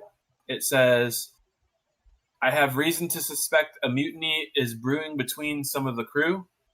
I can't tell who, but something is certainly afoot. I spoke with First Mate Wisp, and she has made it abundantly clear that any professional relationships we once had is gone. She believes my judgment is of this voyage to have been placed in false faith, and I am beginning to agree with her. Was all of this danger worth it? I certainly hope so. I keep reminding the crew about their expected pay, but many are demanding more due to the circumstances the voyage has placed them under. I have promised them I will discuss this at length once we return to Saltmarsh, but I don't know if it is enough. Rations are dangerously low for the journey back, and many of my men don't have the energy to fish after their duties. I pray the wind is with us. Total days at sea, 37. Total days on Dead Man's Isle, 23. Food and water rest, approximately 33 days. Captain's log, So it says 6th day of Eliant. It says disaster has struck my dear Delilah. I suspect mutiny. I had come to expect struck amidst a ferocious storm, one the likes of which I have never seen before. That treacherous wench Lavinia Wisp spearheaded the attack on my cabin. They burned alight my precious ship, and as it burned, I fought her. Severing her hand at the wrist and driving my golden dagger into her heart, I tore the sapphire wand from her dying grasp and watched as she plunged into the icy depths of the sea. What few crew still remained loyal to me managed to swim to a nearby island, and we now find ourselves shipwrecked here. I don't know what good this record will be, considering much of my earlier recordings appear to have been lost during the attack, but I shall continue making entries in this battered book for as long as possible. If we make it off this strange island back to Saltmarsh, at least we will have evidence to back up our wild claims. And let me get page 20 for you. On page 20 it says, our first night on the isle was not a pleasant one. This island is abundant with life and flora, but screeching of monkeys overheard did nothing for our rest. I didn't expect to find anybody else alive after the events of the mutiny, and if I do, I will surely murder them where they stood for their treachery. My crew of survivors consists of very few, all of them loyal and trustworthy. The lizard folk tried to swim to find help early this morning, but was attacked and killed by some ferocious, monstrous-looking mermaid that patrolled the shoreline. Should we attempt to escape, the escape must be made sort of a large boat. There is no way a raft would hold up to the creature's attacks. Name of deceased, Egrin Carillon, cause of death, savaged by monstrous mermaid, funeral of choice, torch was lit in their name, and the remains burned. Signed, J. Mitchell. Surviving crew right now is Angus McDonnell, Marin Babelbrook, Arthur Brack, Gabriella Hardwater, Vania Oaken, Agatha Morse, Damian Brookhart, Miranda Collins. It says, Agatha is leaving with Arthur today to attempt to map the island. At least then we can see if there is any other way leaving without alerting the merfolk. Again, total days at sea, 44. Dead Man's Isle, 23. Total days marooned, 1. Food and water rations, approximately 2 days. So the one guy tried to swim away and he died by snoo.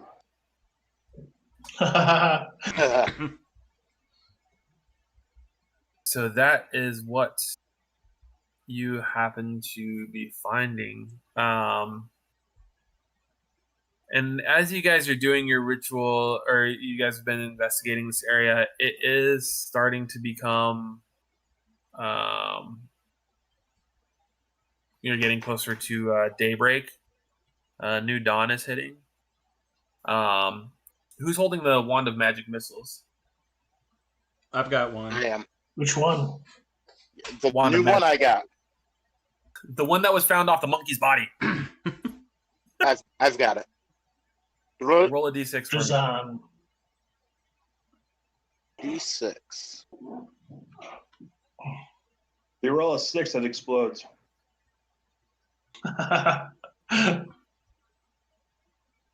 Becomes wand of dynamite. 5. It now has 6 charges. Fantastic.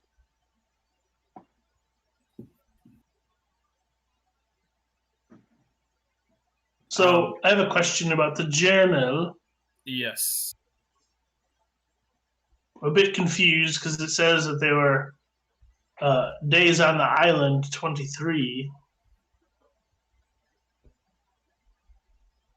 but then it doesn't really match up with the paragraphs that you read. Yeah, And it then says- days marooned 1. yeah. Total Were days on- they anchored off the shore of the island?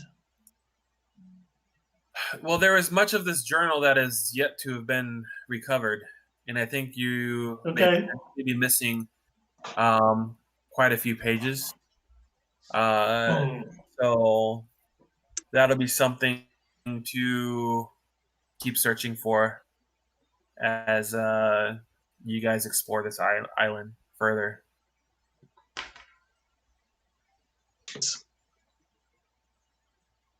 Well, is Other anybody seriously hurt? I'm down 10. Crush. All right. Key wounds catch you.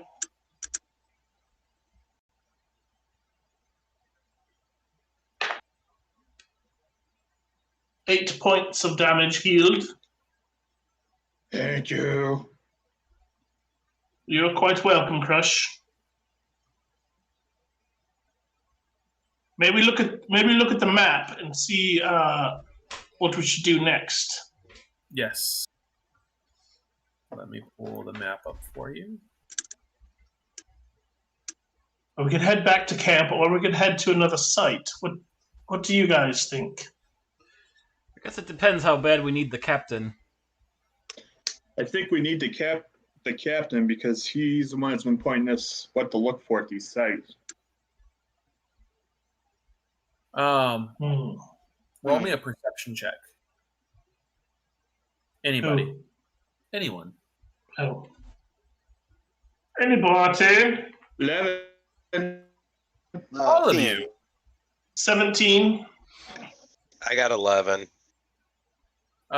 17. We're gonna go ahead and call that Go. Alexis. What was that? Somebody What's hacking that? in? That was weird. Alexis, as you are discussing the logbooks that are pages that you found, you hear a rustling in the jungle coming from where you guys had entered this area. And as you look that way, you can see a sword reaching through and hacking through the jungle. And it's early morning at this point. Daylight has hit. And Captain Takumi kind of comes out and, I was hoping I would find you. Oh, what has happened here? And he's looking all around, seeing these monkeys just like sliced in half. Crush is still sitting there with this skull. Monkey's like head in his shoulder. And so the captain's asking you, what happened? Crush got new Good morning, Captain. What'd you say, Jazan? Yes. These filthy monkeys were attacking us. I heard stories of these monkeys. Are any of you? We found 2 more pages logbook. Oh, may I? Yes, of Of course, course. Captain. And he takes the log pages and he starts. As I suspected.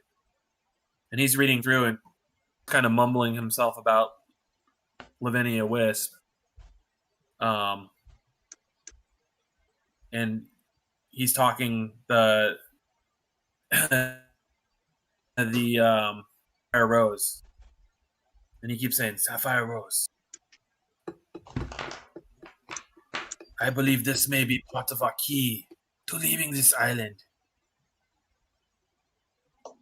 This is referenced in some other tales I've heard. I think Lavinia West is trying to keep us away. But that may be how we can defeat her. Drove her mad out of her mind. This is the cause of the mutiny. But we must be careful not to be cursed ourselves. Caution we must all take.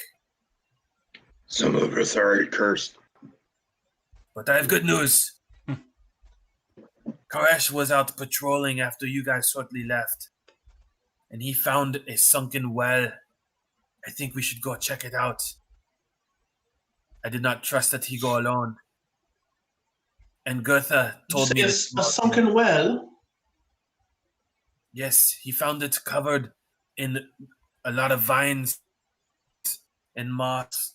It looks very peculiar. Something I think we should definitely check out. Could you assist? I would be happy to go with you and fight by your side if there is fighting needed. Yes, well, time is of the essence. I think we can push on. I don't know.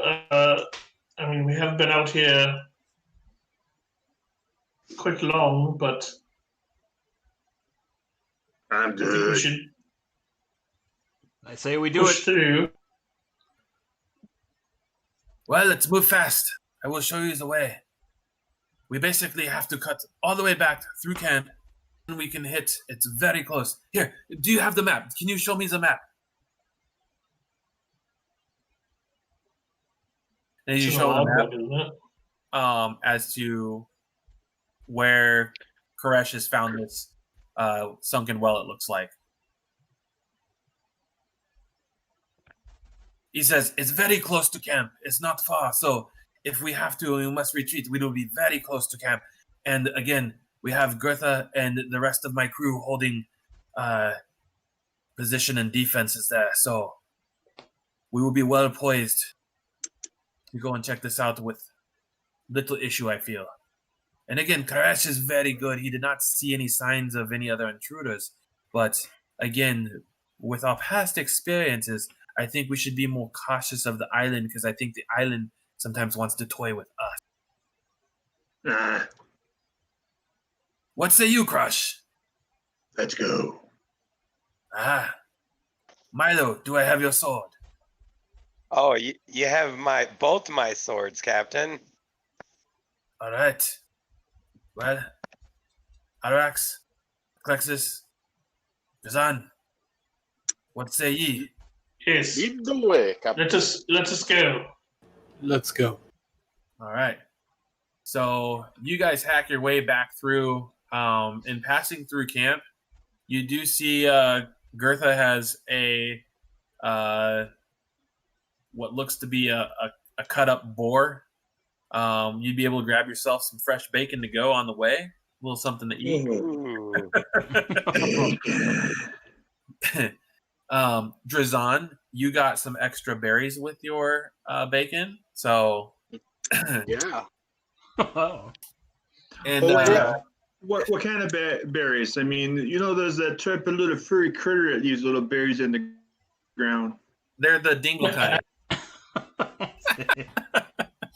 Oh, so he got a set of Rocky Mountain oysters. No. Borfreet. All As right. long as she don't try to start feeding us nuts and oysters, and then I'll start wondering about her. Oh, look. Oh, put it back. No, Yeah. What was that that? wasn't supposed to show up on that screen. Dang it! This is why I need to have. I need to just hook up 3 screens and call it a day. There you go. Uh, Just go for the third screen. All right, let me. Okay, so you're feeling a bit more healthy at this point. You guys, you see a low wall covered in green leafy vines greet your eyes. Stepping over to it carefully, it reveals itself as a small well. Long since dried up, a large metal grate sits atop it, the hinges rusted and weary. As you lean in for a closer look, a rush of stagnant air makes you step back, bursts out of there. You feel the ground squelch beneath your feet, as if the recipient of a sudden heavy rainfall. A thrumming energy pulses within the moss-covered structure, as if calling out to something nearby. Feeling a cold chill run down your spine, you look towards the battered logbook, folding open of its own accord. Each waterlogged page pointing in the direction of the ominous stone well. These pages kind of and all point at the well as they come out of your logbook, Plexus. I think he wants us to go to the well. Well, I don't that's want to go to the peculiar, well. isn't it? Let's go someplace else. More You fun. don't. Yeah, forget this place. Tis a weird place.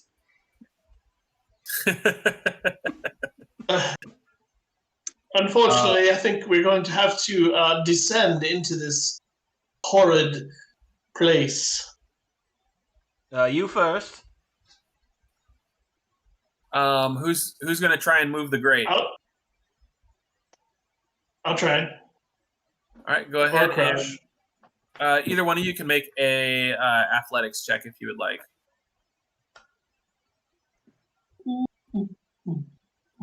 How about I assist you, Crush? Okay. So advantage. Yep.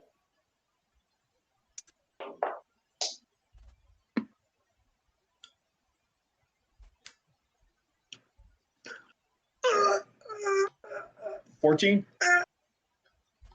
As you do it, as you're lifting, and Eclexis is like cheering you on, you see some of the metal bolts kind of along the sides start to pop and give a little bit, but then your hands slip and you kind of fall back and stumble onto your shell.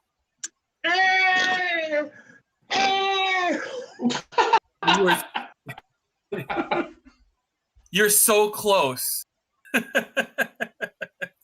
I think I can get it. I'm going to try again. Ready? Give me some of it. Give me some of it. Sure, go ahead. Go, Alexis. Go, Alexis.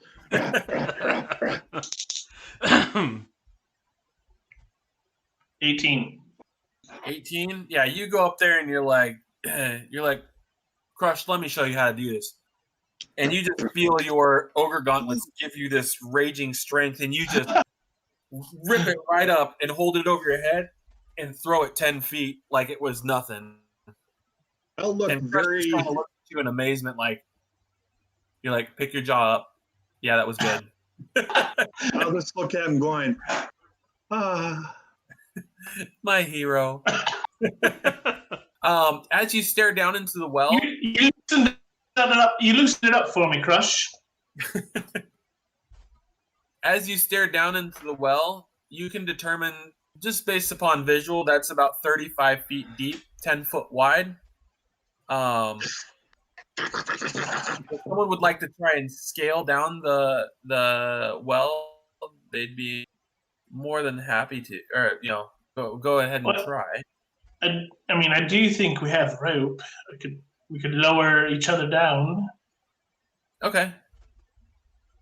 I'll play anchor. I'll just stand at the top of the rope and hold on to it while they go down. Whoever goes down. All right. Do you want me to go first? I'll go first if you guys want. You want to go first? Send the little guy. Sure, why not? So you throw the rope over. You throw the rope over and tie it around Crush, and he plays big old anchor, kind of leaning back. Milo, you grab onto the rope and you kind of lean back and plant your feet against the wall of the well. You are seeing that it's very damp and a lot of moss, making it very hard for you to get a footing and really have control over your slow descent down. Go ahead and strength check for me, please, or athletics check. Oh, I'm so good at these. I'm helping. Oh. Straight roll, so 13. 13's good. And you're able to, as you're going down, you're staring, you're finding your footholds, and even though you kind of slip in some places, you're nimble enough to where you are able to lower yourself all the way to the bottom. And let's see here. As you finally make it to the bottom, the well itself, you imagine yourself dropping down, and you get about 30 feet down. Actually, no, probably more like 20 foot down the rope as you're going down. and all of a sudden this opens up into like this massive cave. And you kind of hop down, and the ground where you're at right now is dry. But you can see this large cave has a lot of like small cracks and gaps in the rock. In some of the areas where maybe some smaller creatures could fit through. There's like small star-shaped holes that cover the cave walls. And as you look down on the floor, like where you're at, it's dry, kind of like that one spot. But as you start to look out a little bit farther, you can see that this cave floor is littered with a layer of rotting fish and crustaceans. And it slowly, because you're on sort of a mound in that spot, and as it goes out, you notice it looks like it's getting a little bit thicker and thicker as far as how much of this rotting fish and crustaceans are. The smell is just really overpowering, and it's making it difficult to breathe. Give me a Constitution saving throw.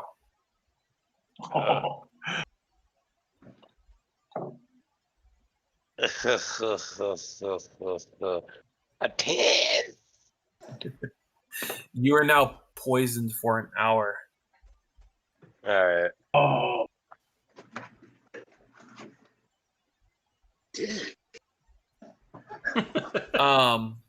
Now go ahead and give me a perception check, please.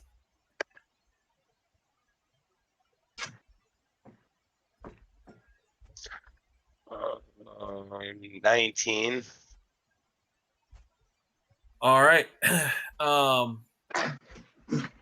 As you're kind of looking around after like kind of choking and trying to slow your breathing so you're not like you're catching your breath almost. You kind of see this strange pile about 10 feet out from you, and you walk over and you grab it, you're pulling it up, and it's a large mass of waterlogged, mangled rope. It looks like pittance of rusty and useless climbing gear, kind of hidden beneath what looks to be some rotting carcasses on the cat floor. Yeah. And even though I know you really didn't spend a ton of time reading your logbooks like you were supposed to for homework. I don't know what you're talking about. Word for word. You are able to kind of deduce that this equipment belonged to Arthur Brack, one of the people mentioned in the captain's logbook. Losses during his initial exploration of this well. What's the rest of the group going to do?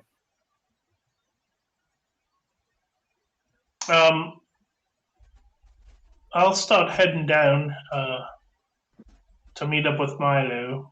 Okay. Mainly because it looks dark down there. Yep. I will also need a strength check as well for you, or athletics check.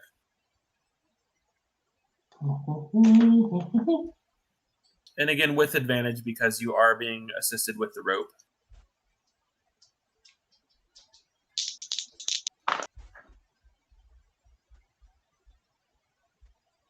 $11.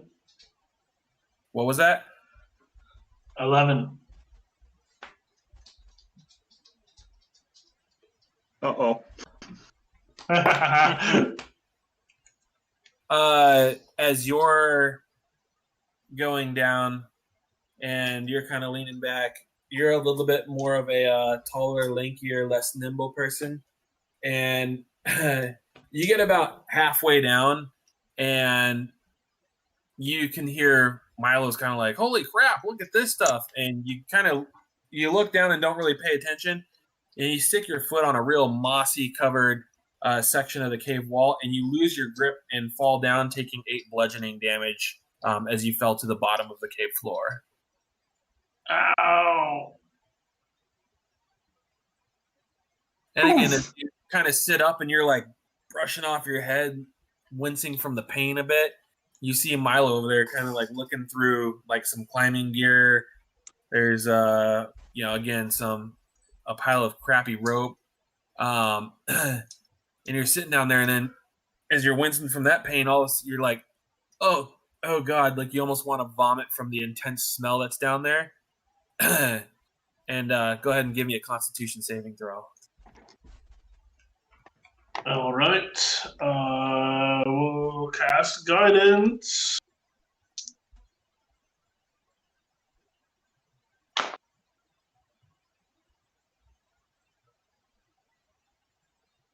Um, 17. All right, and you kind of, you're like, calm down, Hooklexus, slow breath, and you kind of regain yourself and are able to get up and you're composed. Go to the happy place. Go to the happy place. Go to the happy place. Are you gonna say anything to anybody, or Yell up the well. It really stinks down here. Milo had stew fish. smells like shite? I passed some horrible gas. I'm sorry. Smells visiting the latrine after course has been in there. What? Rotting dare dead you. fish. What is the rest of the group gonna do? Alrax, what are you doing? Don't talk all at once. Jesus Anyway, Christ. are you coming down here? Hello? Yeah, I'm gonna head down with Milo as well. Okay. Are you gonna climb or are you gonna hop on your broom? Yeah, I'll be hopping on my broom. Okay. And if you fly on down, opens into this massive cavern, and your eyes just catch the glimmering of all this rotting fish and crab and mussels, and then the stench just hits you like a brick wall. Constitution saving throw, please.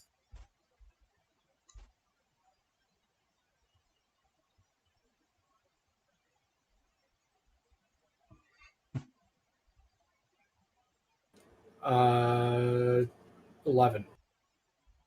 You also get to the point where the stench is so overwhelming, you start to like vomit,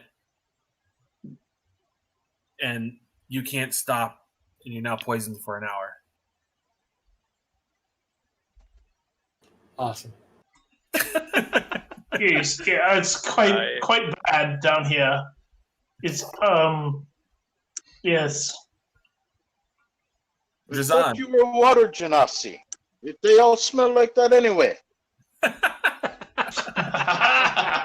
Wow. I'll start climbing down. Strength check, please.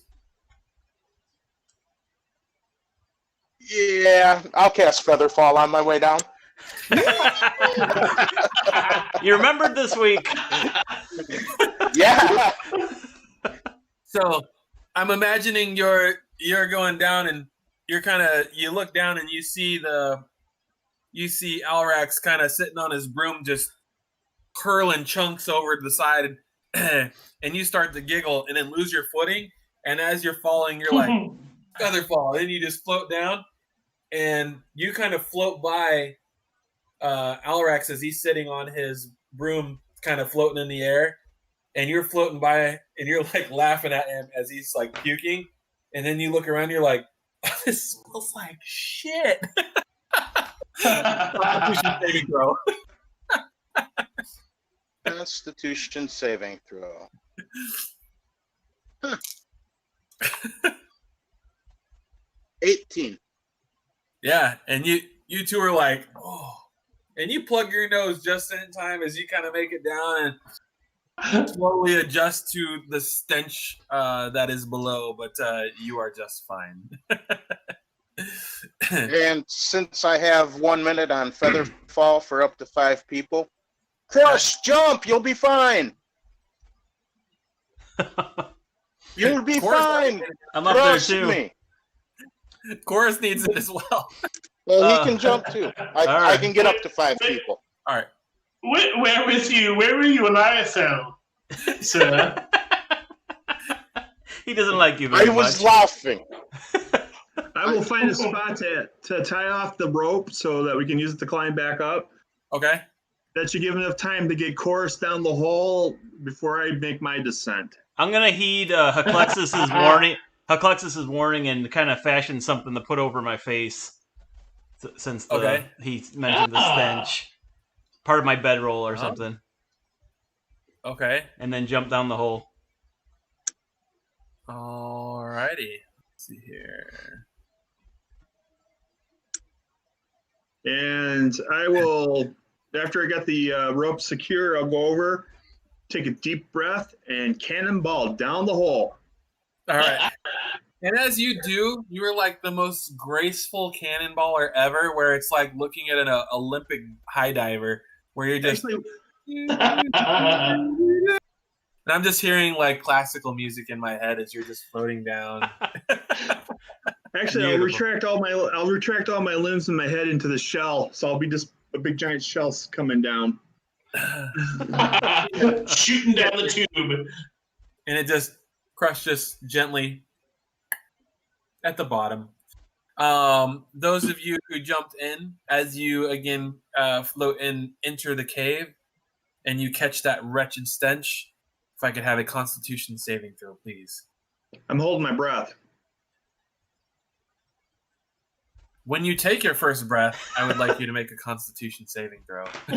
Does my mask help at all? What mask do you have? That I fashioned before I jumped down. Makeshift. No, it does not makeshift help. Okay. Is this everybody re-rolling? No, only those who just jumped in. The Featherfall group. Gotcha. I can hold my breath for an hour. Okay. I rolled 19, so that's fine. All right. You know he'll just get you some other way, Ray. Exactly. Mm-hmm. Yep. No, it's fine. He can hold his breath for an hour. I'll give him. Hey, man, I'll give him that. He's entitled to his breath holding.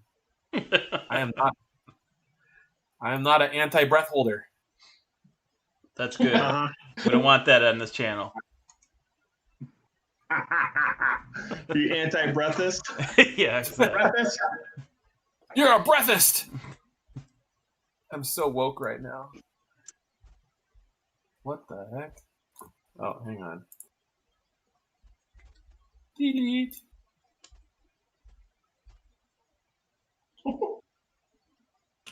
WTF? Where did that just come from?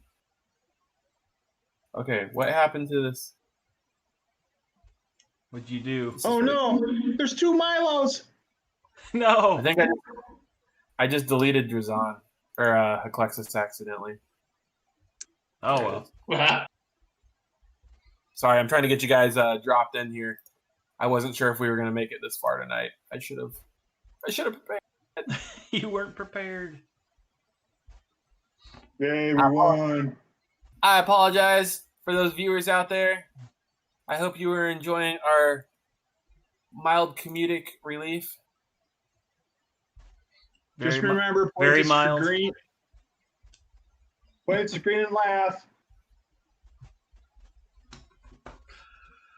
Oh, shoot. At least this map's not like huge for this one. Makes it kind of easy to put everybody in here. Yeah, it's fitting right in the screen area too.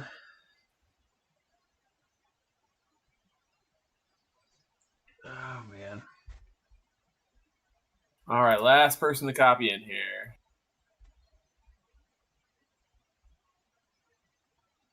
I did Control C, Glenn. Are you happy? Yes. Did you also do Control V? Yeah. I have no control over the V.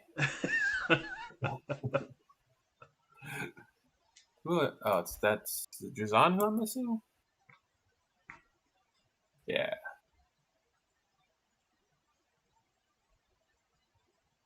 All right, so let me just blow you guys up to appropriate size.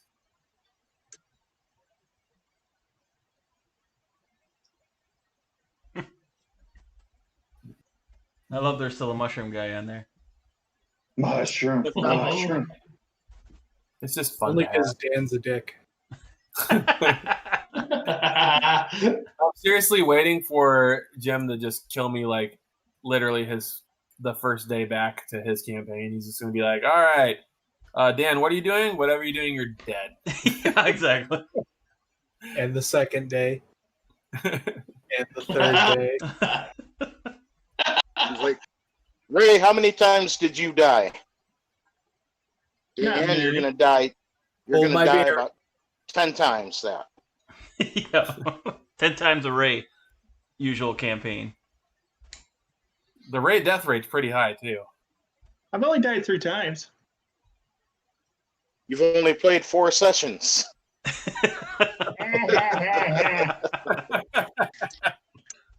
I mean, to be honest, Ray, you died twice in the first 4 sessions of Jim's game.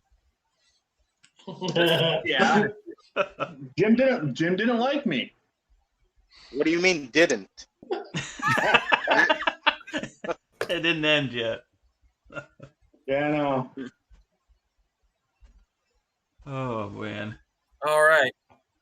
Let's see here. Can I have? Let's see here. Oh No. crap. Just for that, I might make you roll, Jim.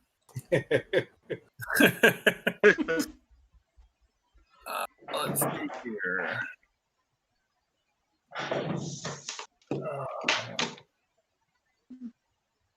You made Glenn leave. He raged out. Yeah, I'm out of here. Let's see here. If you could see that. No, you can't. All right, so as you guys are down here, everybody notices that there's, again, hundreds of small star-shaped holes throughout this entire room. And you guys are, you guys notice that there are some gemstones kind of glistening through some of the rock in this area.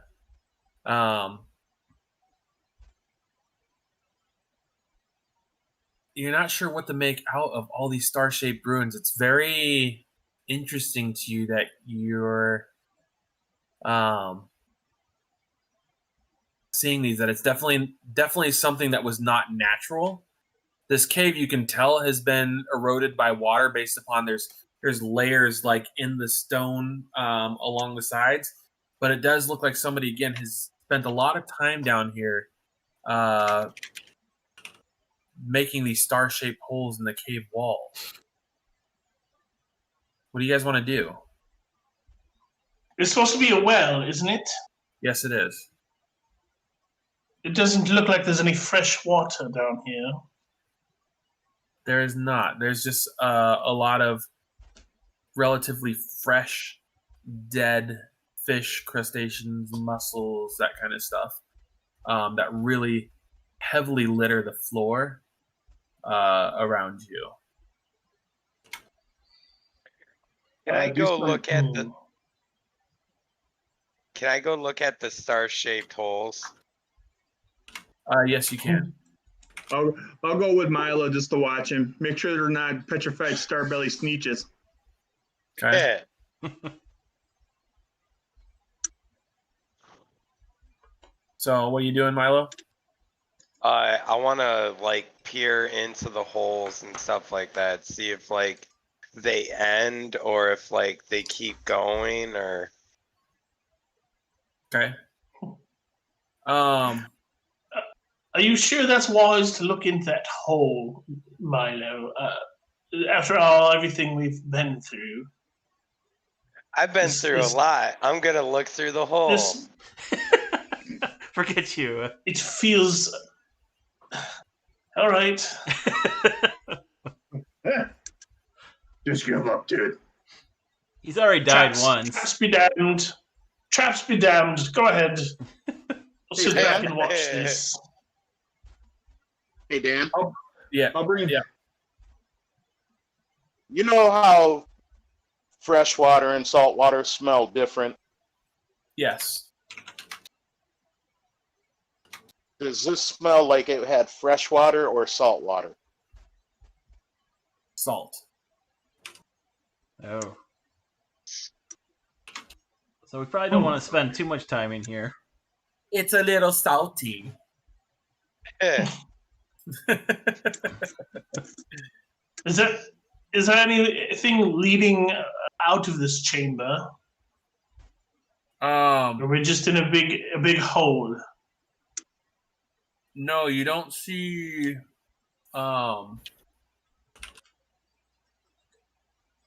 You don't see any way out of here, other than would be to kind of go back up.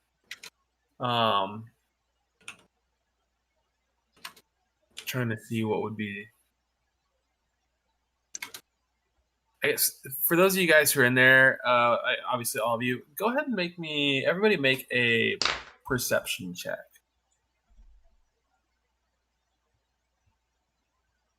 11.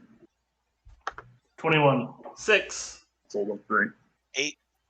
18. Okay. 21. Those of you who rolled above a 14 or higher, let me get another die real quick here. Actually, yeah, here we go. Where's my other? There it is. Between you two, you find as you're kind of like walking around and kicking some of this fish around and some of the rotted crap on the ground, you find 6 like pristine emeralds underneath some of these fish. Just laying around. Yes, How many? 6? 6. Yep, 6 shinies. Hang on a bit.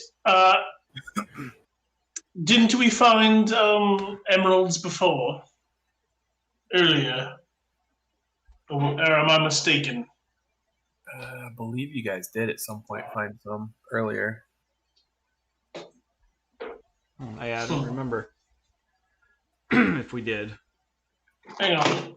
I did take notes. I just gotta find them.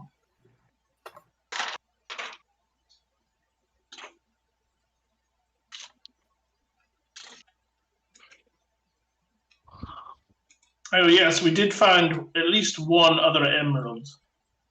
Okay. Would anybody here have any kind of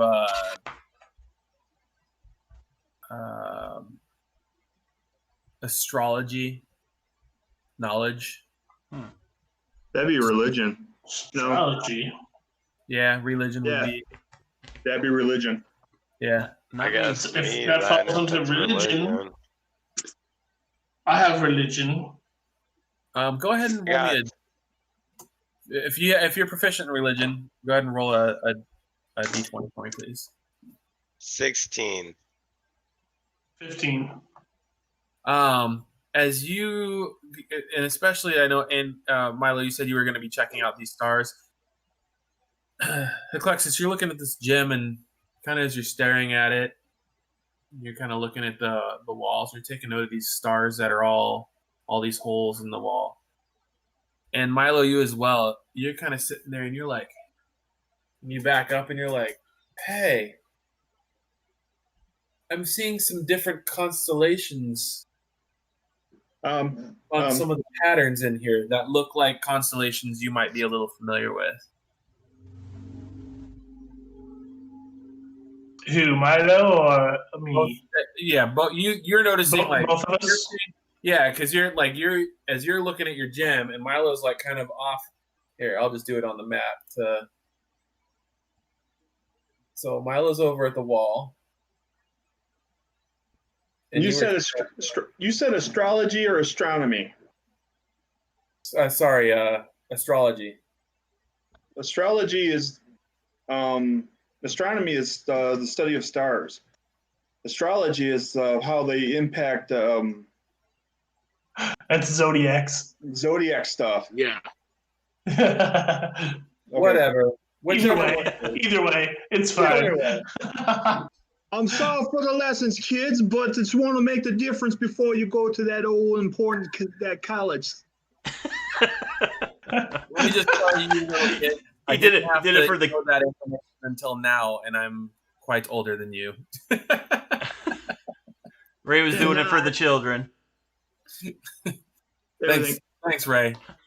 So, anyways, you're staring at this emerald, and as you're like looking, and you're seeing these stars, and you're seeing Milo kind of like he's touching the thing, the star holes that are bored in the walls, and he's stepping back, going, "Hey, there's different constellations I'm seeing here, kind of like a star map."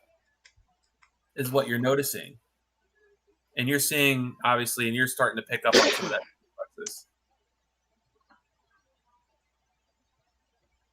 Oh, you think these gems have anything to do with those star shapes?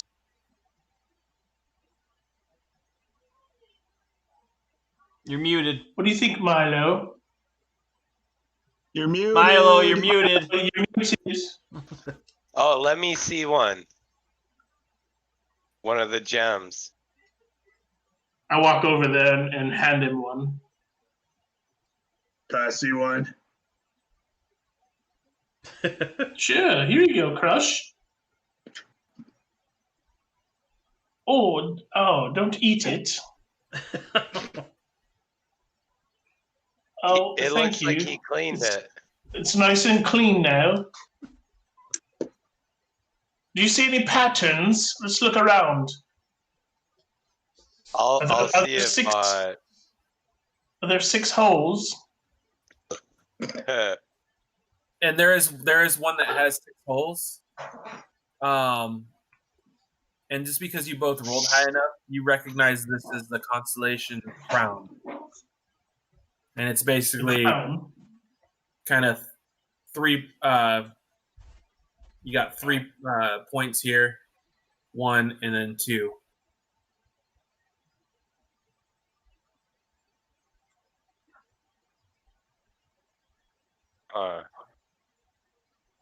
Well, what do you think? Shall we insert these stones into the holes? Sounds like a good idea, and I'm gonna insert one into a hole. See what happens. Okay. I so hope this is nothing.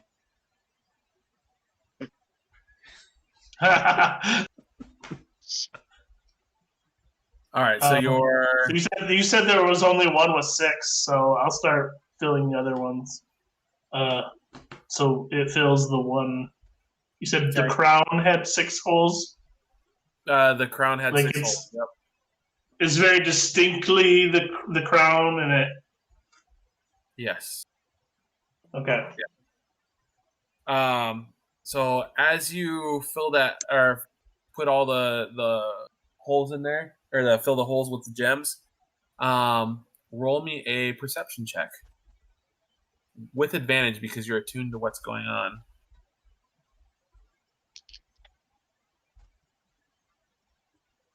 $24. 21. All of a sudden, you both hear a sound of metal slamming from up top. As you look up top, you see that metal grate is back right over the top. And you're like, oh, shit. You still have the rope. How does that happen?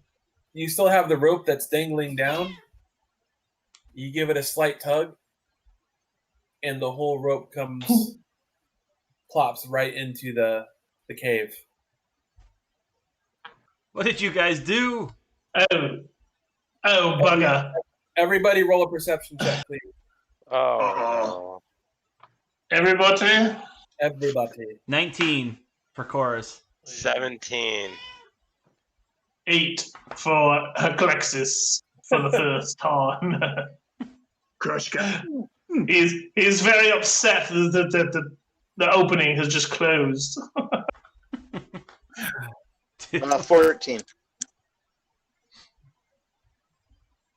And everybody except for Heclexis feels this intense cold rush of air shoot from some of the holes within the walls.